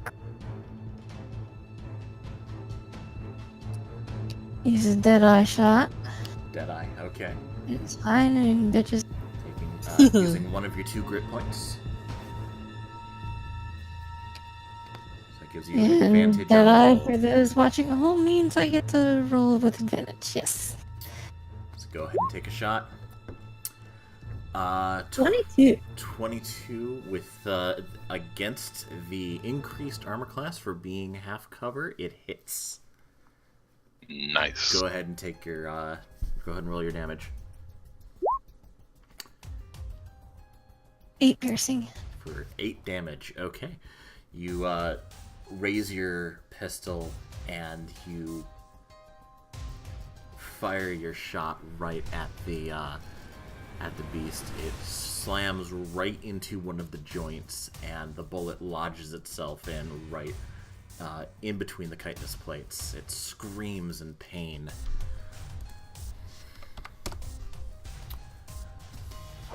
You have movement left, or you can end your turn. Action surge. I'm gonna take a shot at the... Okay. Blowing your action surge, go ahead and take your second shot. You've got one more shot before you can reload, by the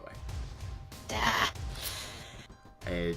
You raise you swing your arm over, and in a hasty attempt to get another shot off, you fire, and it goes wide. The bullet impacts itself against the building just past the creature. I'm going to shift down to here and mutter fucking ring toss. Alright, Alexius. Alexius actually looks angry. When he sees the villager go down, he just... You will pay for that beast! And he lunges his cane forward as another bolt of energy streams towards the hexed one. And...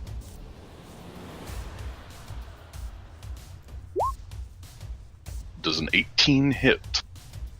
Yes, 18 hits. Excellent.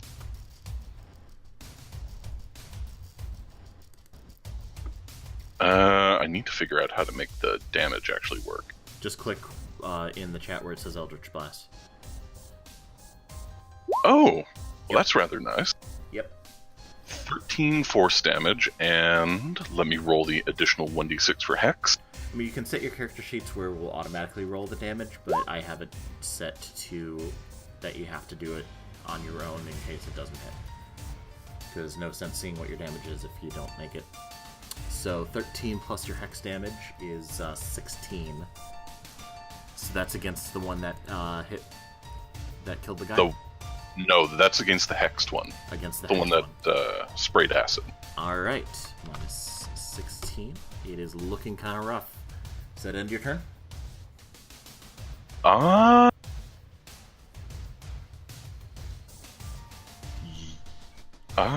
No. He is actually going to move back to a better position.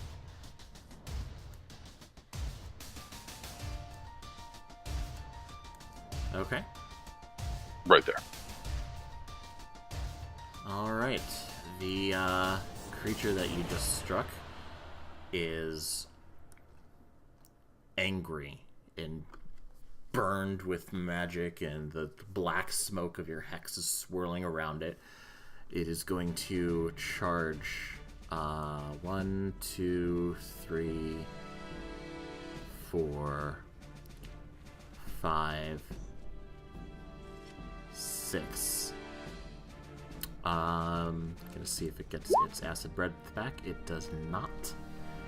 And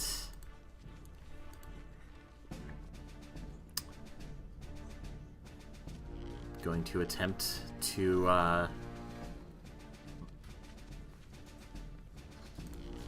bite bite at Maeve. Aren't you picking the wrong target, you little insect? You're right there. It's Yeah. angry. Yeah.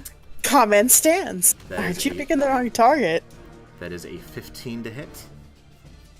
That does not hit. Okay. Its great mandibles lunge at your face, and you duck just underneath it as they click closed. It screams in frustration. Which, Maeve, it is now your turn. Good Dutch. Lucky for you, you're not the one who's got my ire. Maeve is going. I'm going to try and move my token. It has to be on the cursor for you to select and move. Yeah, I'm trying to move. I'm not leaving combat for it, but I want to be able to have a clear shot at the other one and toll the dead.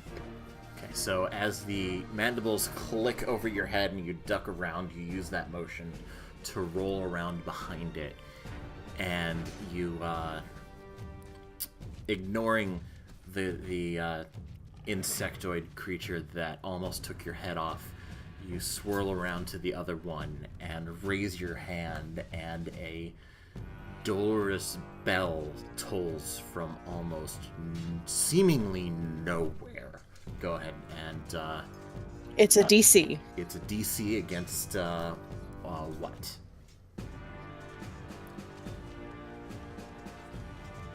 A DC for a save of what ability? Trying to pull it up. Sorry.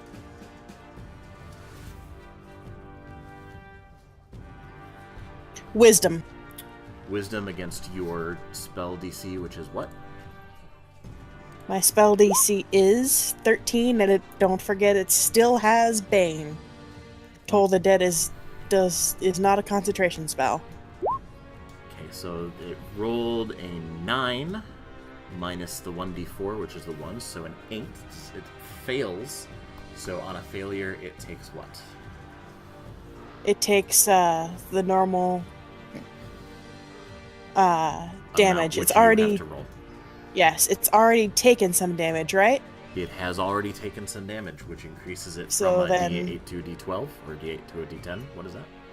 D8 to a D12. All right, go ahead and roll your damage. Yeah, my character sheet's still not doing it from the attack list, but that's okay. I'll take a look at it later. They did some updates recently, and I think it broke some of the features. I'm probably going to have to redo it. So just roll it manually. 1d12. Nice.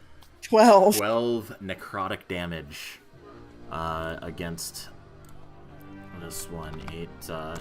The sound of the bell tolls, and there's a black kind of resonance, almost an inverted, almost like looking at a photo negative. It flashes for a moment, and it reels back. There's yellow fluid streaming from cracks in the plates in its head. It is looking kind of rough. You It's- don't get to take out innocence. Well, it's not too happy, so it's going to charge at you. This is fine. And it's going to go ahead and make another attack. And since it is flanking, it gets advantage.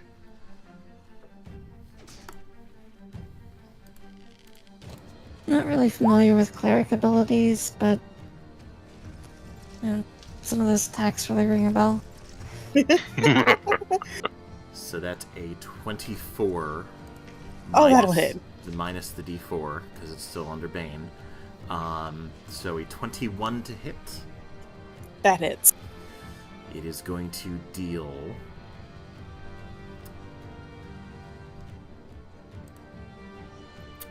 10 slashing damage. And as the mandibles crush into your body, it burns with 5 points of acid damage. So that's 15 altogether, right? Yep. Does that put you at 0? Yeah, I'm out. You are unconscious. and lying on the floor in between these two creatures. And actually, you're not even lying on the floor, you're still in its jaws.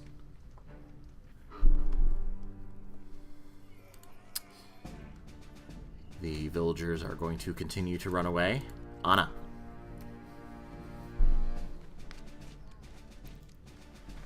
Okay. You see Seeing that. you see your friend shaken as the creature has it in its jaws.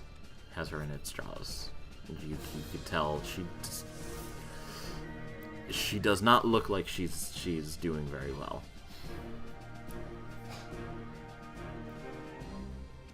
Let's see, would I be able to move to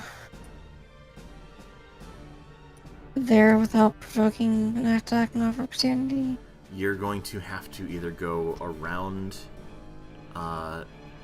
Alexius the long way or take 2 squares of movements to go through his square. So that's, you've got a movement of 25? Is that it? So that's 5 squares, so 1, 2, 3... movement speed is 30. Oh, so 6 squares. So 1, 2, 3, 4, 5, 6. Yeah, that's enough. I just want line of sight on that thing. I'm gonna spin my other grit. Deadeye shot. So The one that's got Maeve. roll with advantage.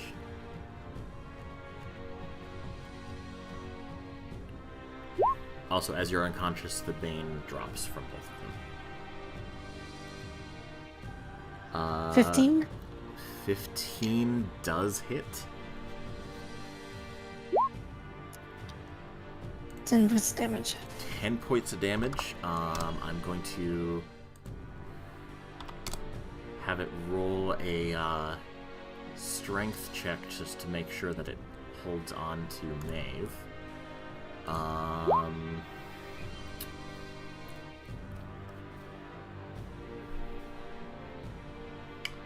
I'm going to say that it drops Maeve to the floor.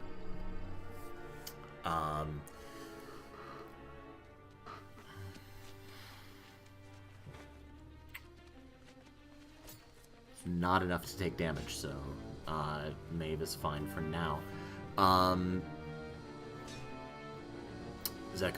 that's your movement and that's your action, so that completes your turn. Alexius.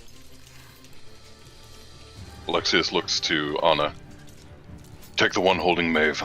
I will handle this one. And he lunges his cane forward again in another spear of pure shadow. Is this a new spell? Nope, it's... Oh, Eldritch Blast God. again. That would be a 1.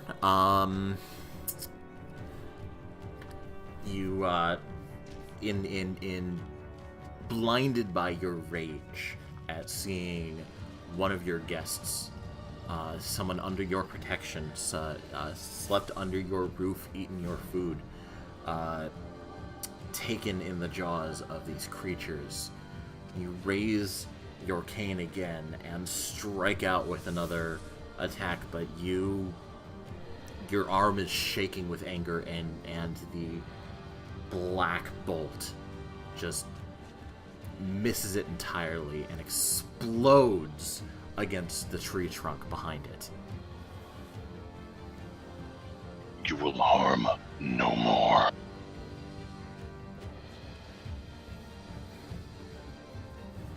And rather than... He is going to try and give Anna an opening, however, and move to the other side of the street, hoping to lure the other one away. Okay.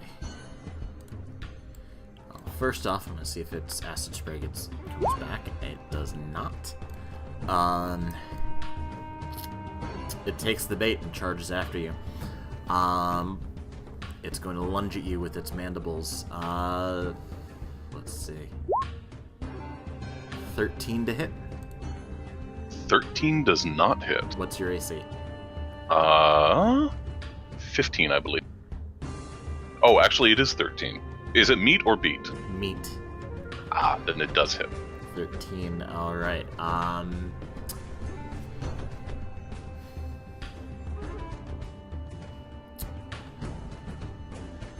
need you to make a strength check. Strength check or strength save? A save.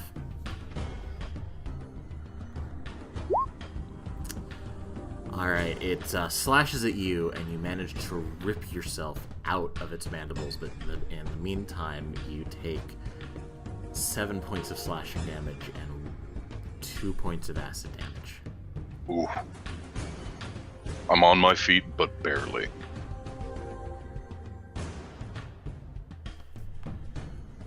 Maeve, I need you to make a death saving throw. So how do I do that again? Roll a d20. Just a straight d20.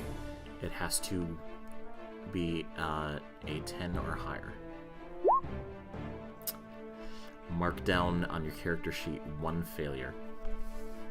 That would be a 3. So that's 1 failure.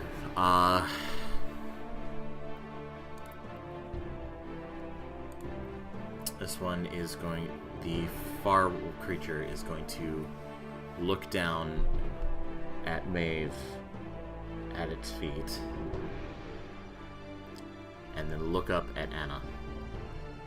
In rage, it's going to step over Maeve and take a swipe with its mandibles.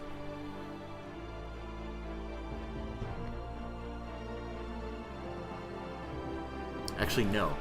It's going to open its mouth and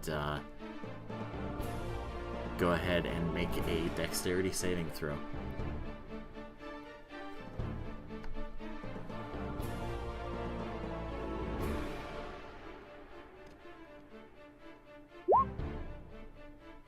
$14.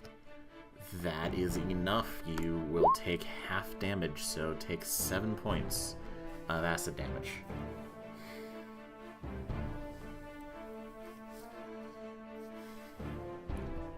Okay.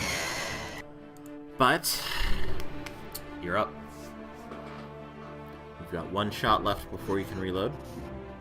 No, I spent all my shots because the one missed. Alright, well, it's going to take you an action to reload.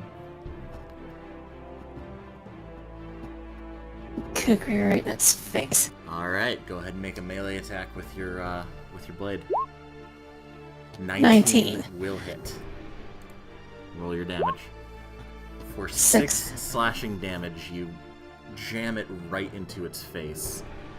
And through the acid-covered mandibles and right into its brain, it falls over, twitching. Alexius. Casting a spell in melee does give disadvantage, correct? Depends on the spell. Like an attack roll spell. It would depend on the spell. Okay. Well, I'm just going to avoid all of that, and Alexius is going to look the beast right in the eye. And say not a word, but just let the shadows coalesce around him. And he's going to cast Dissonant Whispers. Ho ho. Okay. That's a... that is a wisdom save. A wisdom DC save 13. against your spell DC of 13. Indeed. That is an 18, so it makes the save. It will take half damage. I believe the damage is incorrect on that, because Warlock slots are always at max. So let me see if the... Let me check something. Well, Dissonant Whispers should be by default. Hang on. Oh, yeah, no, it is a second level spell. Derp. My bad. Go Yeah, for it. Roll 20 Wait, actually, no. Roll 20 No, it is should count Warlocks properly. Hold on. Let me check. Spells. It is... So all your spells are cast at second level? Yes. Dissonant Whispers is... No. Dissonant Whispers is a first level, but at second level, so it gets an extra 1d6. Roll one extra 1d6.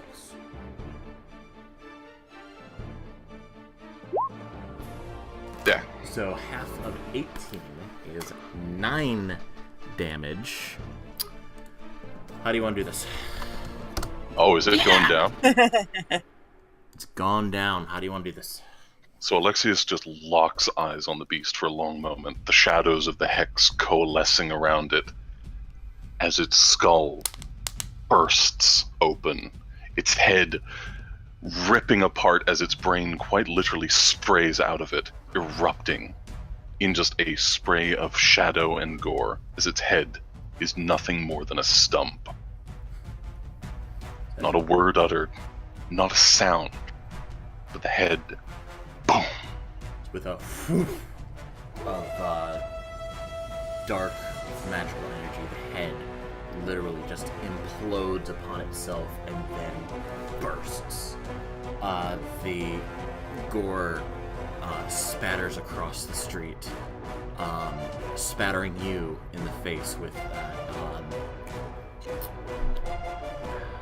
Make a dexterity saving throw.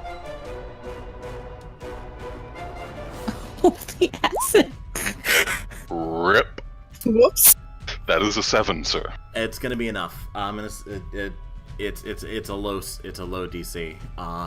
It's gonna be enough for you to dodge out of the way as the patters of head spatter against the street, sizzling into the cobblestones. And the creature falls lifeless to the ground. Maeve, I need you to make one more death saving throw. Natural 20. Alright, so Nice. mark off one success. So you have one failure and one success until someone manages to heal or stabilize you. I am going to go over and attempt to stabilize her. Be a medicine check. That would be a medicine check, yes.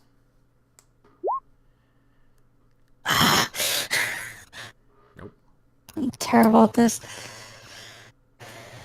Alexius! Alexius kind of hobbles over.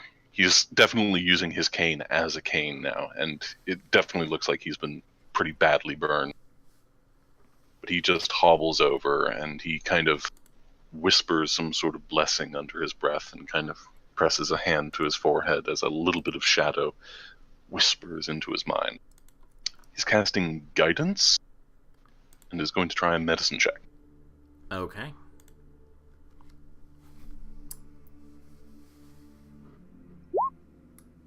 So I get an extra d4 to add to my roll. Okay, so roll your medicine check and then roll an extra d4.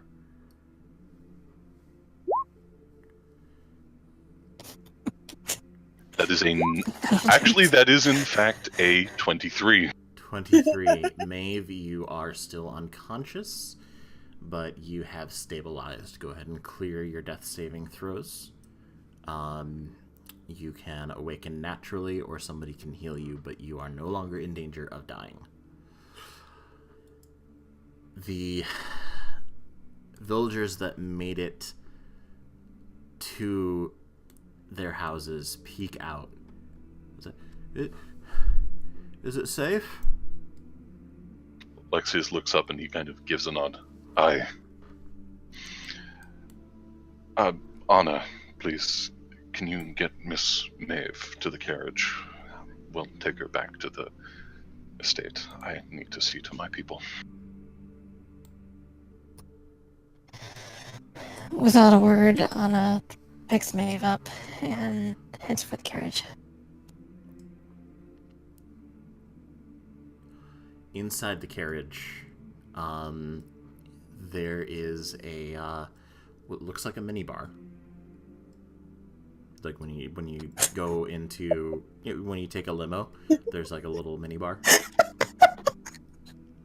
Carriage bar. They're gonna be a mini You bar. wanted an ornate goth as fuck rich person's carriage, and Yes. and so you got one that's ornate goth as fuck and with a mini bar. Worth every gold. As you open it up, you can see some bottles of water, you can see some bottles of wine, and you see one vial of a swirling, shimmering red liquid. This is a minor healing potion, and this is going to be a 1d4 plus 1. No, a 2d4 plus 2, if you choose to administer it to Maeve. I will do that. The Should I roll for that or her? You do it, because you're pouring it down her throat. The Zenarius state will add that to your bill when you check out. You said 2d4 plus 2? 2d4 plus 2. So, 4. Maeve is now at 4 hit points and is now conscious.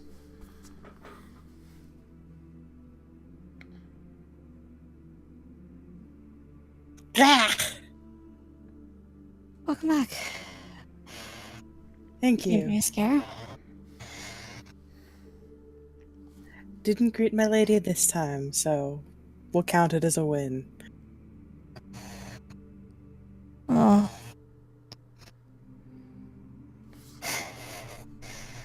Thanks to the lady. I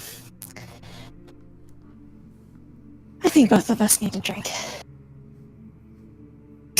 No kidding. Everyone else okay. None of the other villagers got taken by anything. Alexius is seeing to them now. I wanted to make sure you were taken care of first.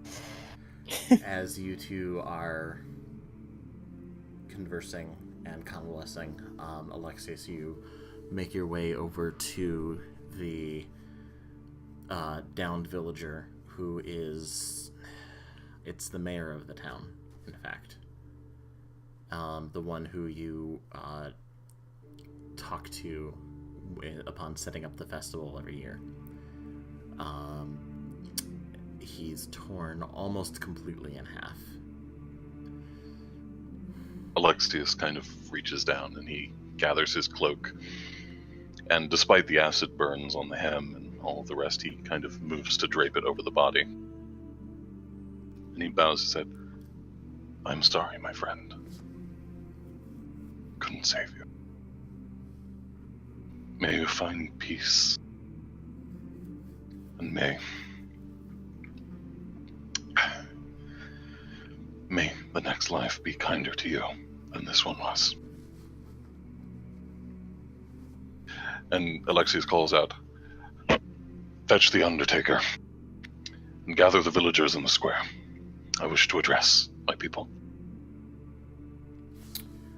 The assorted villagers go scrambling around to meet your words, and within due time, a dour-faced man walks up with his briefcase and his dark clothes and says, Sorry, sir, I didn't think that my services were going to be needed today. This is a day of joy. This should not have happened. It is a day of joy and a day of change. Ensure that his body is given the respect that it deserves, and send the bill to my estate. I will pay for it personally.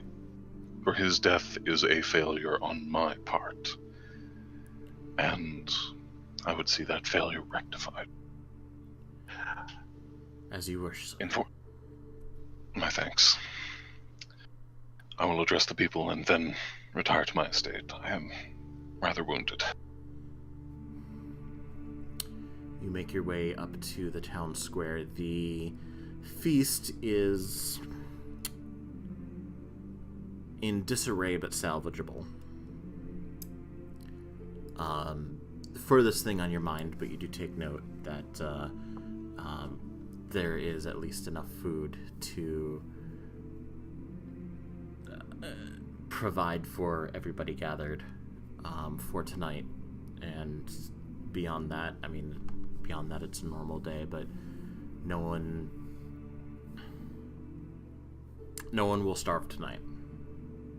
Yeah. Alexius would... I presume there would be some sort of, like, stage or thing for music and whatnot. There is. Alexius kind of limps up there, his cane kind of tapping out on the wood. And he kind of looks to the rest. People of Gorakrovi, this festival has ever been a symbol of change, of the passing of time, of new beginnings, and a change of seasons. Today that change has become rather darker. Not only have we lost some of the staff of my estate, but we have lost the town master.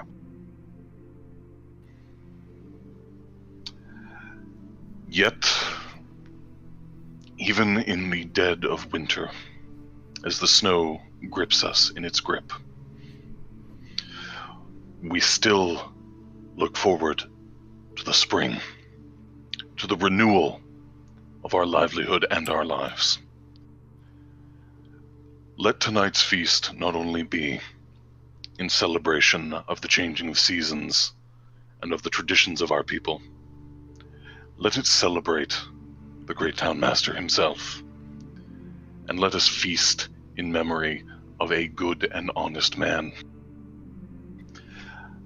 A man I could not save. For this I apologize, and ever shall strive to do better.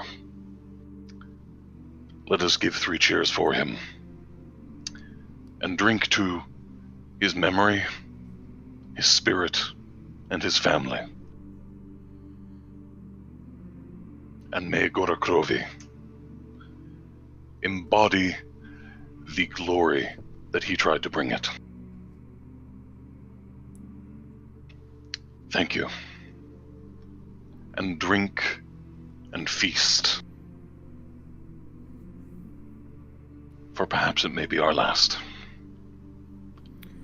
The villagers silently raise their glasses in memory. The undertaker, who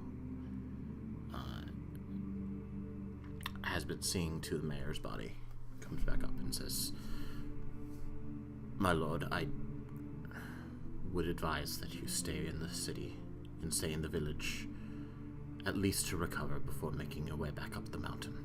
It is the least we could do for everything that you have done for us.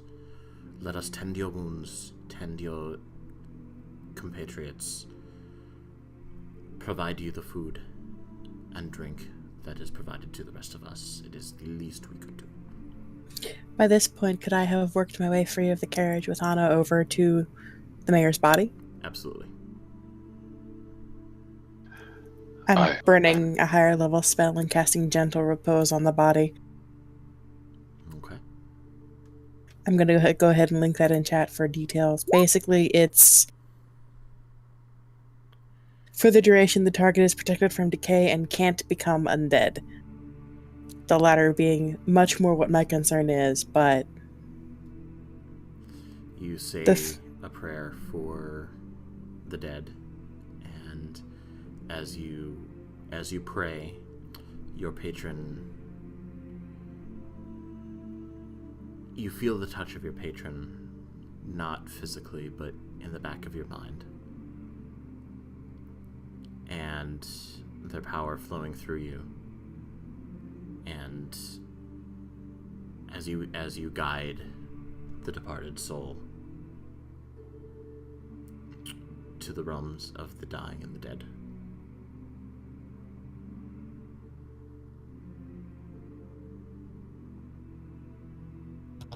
As she does this, Anna's at her side, and assuming that Maeve's patron is present, Anna whispers, "Thank you." No response. But then again, you probably weren't expecting one. No.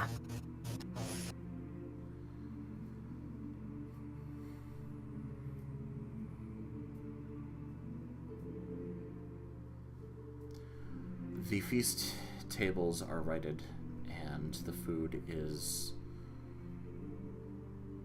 re-prepared, portioned out. And it is... The Harvest Festival has now turned into a wake.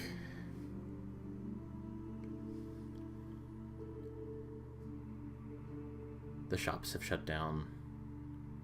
People are in mourning, but they are still together. They are still, with one significant exception, they are all still alive.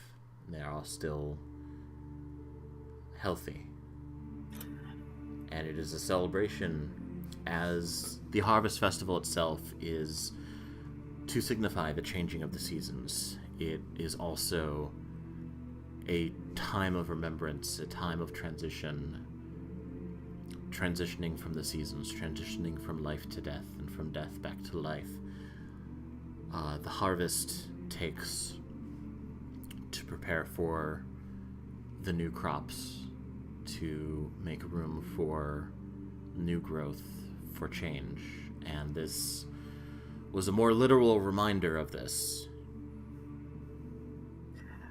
Maeve would make a point to address the couple of people nearby after she finishes that prayer and point out, "Your Lord is right, this is a time of change.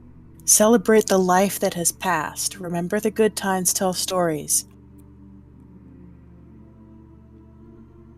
Enjoy the life that is still here and in the people around you." I'm going to want you to make a charisma check. Just a straight charisma check.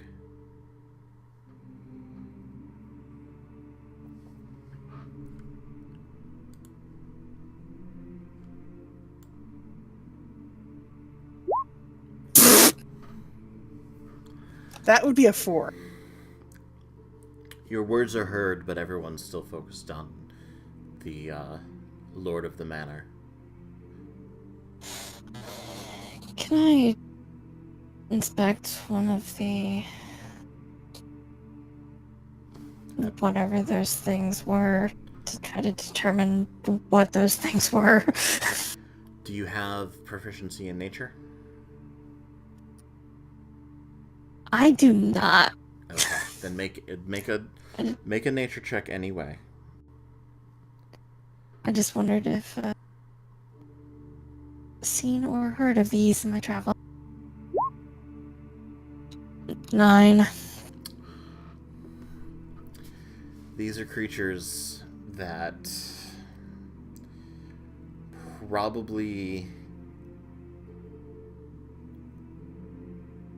belong deeper in the mountain. You know that mountains have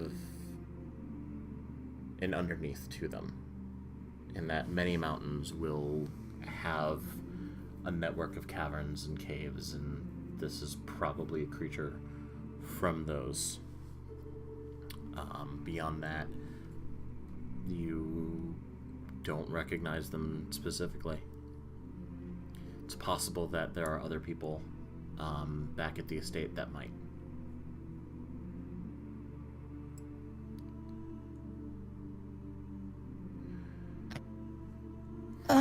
So, what do you do? Do you stay for the evening, or do you immediately head back to the estate? Would Alexius be able to send a runner back to the estate to give word of what's happened? I'm sure that you would be. Alexius would kind of give a nod and say, "Send word to Gregor back at the manor and inform him of what has happened. Tell him we will be returning in the early morning."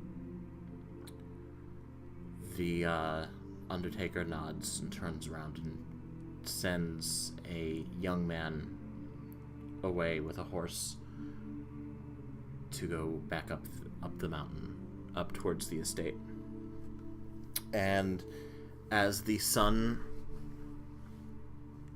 lowers in the sky, you all eat, you all rest, you all recover. You're seen to by the village doctor, and this will count as a long rest as far as that goes. So your hit points are all back, your spell slots are all back, and you make it to the evening.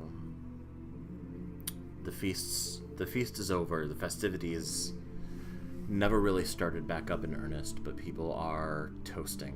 There's wine, there's beer, there's other food that was not for the feast, but people brought out. The people are toasting the dead, toasting the living. And as the sun sets behind the mountain, you hear an explosion. Oh. You turn and look up the mountain, and where you would normally see the twinkling lights of the estate, you see an angry red dome covering the house. And that's where we'll leave it this evening. Oh, man. Lord, I think your fortune might have changed a bit. I apologize, I tuned that for 4 people instead of for 3.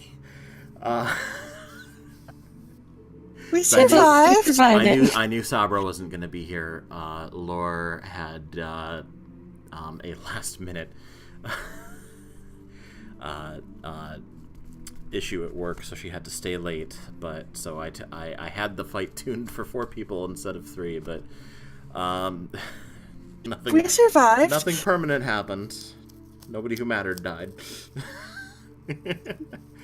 Thank you, Depends on everybody who you who ask. is. Thank you, everybody who is listening, who is watching and listening live. Thank you to everybody who is watching and listening on YouTube. This video will go up shortly, probably by the end of tonight. Join us again probably in 2 weeks. I'm going to say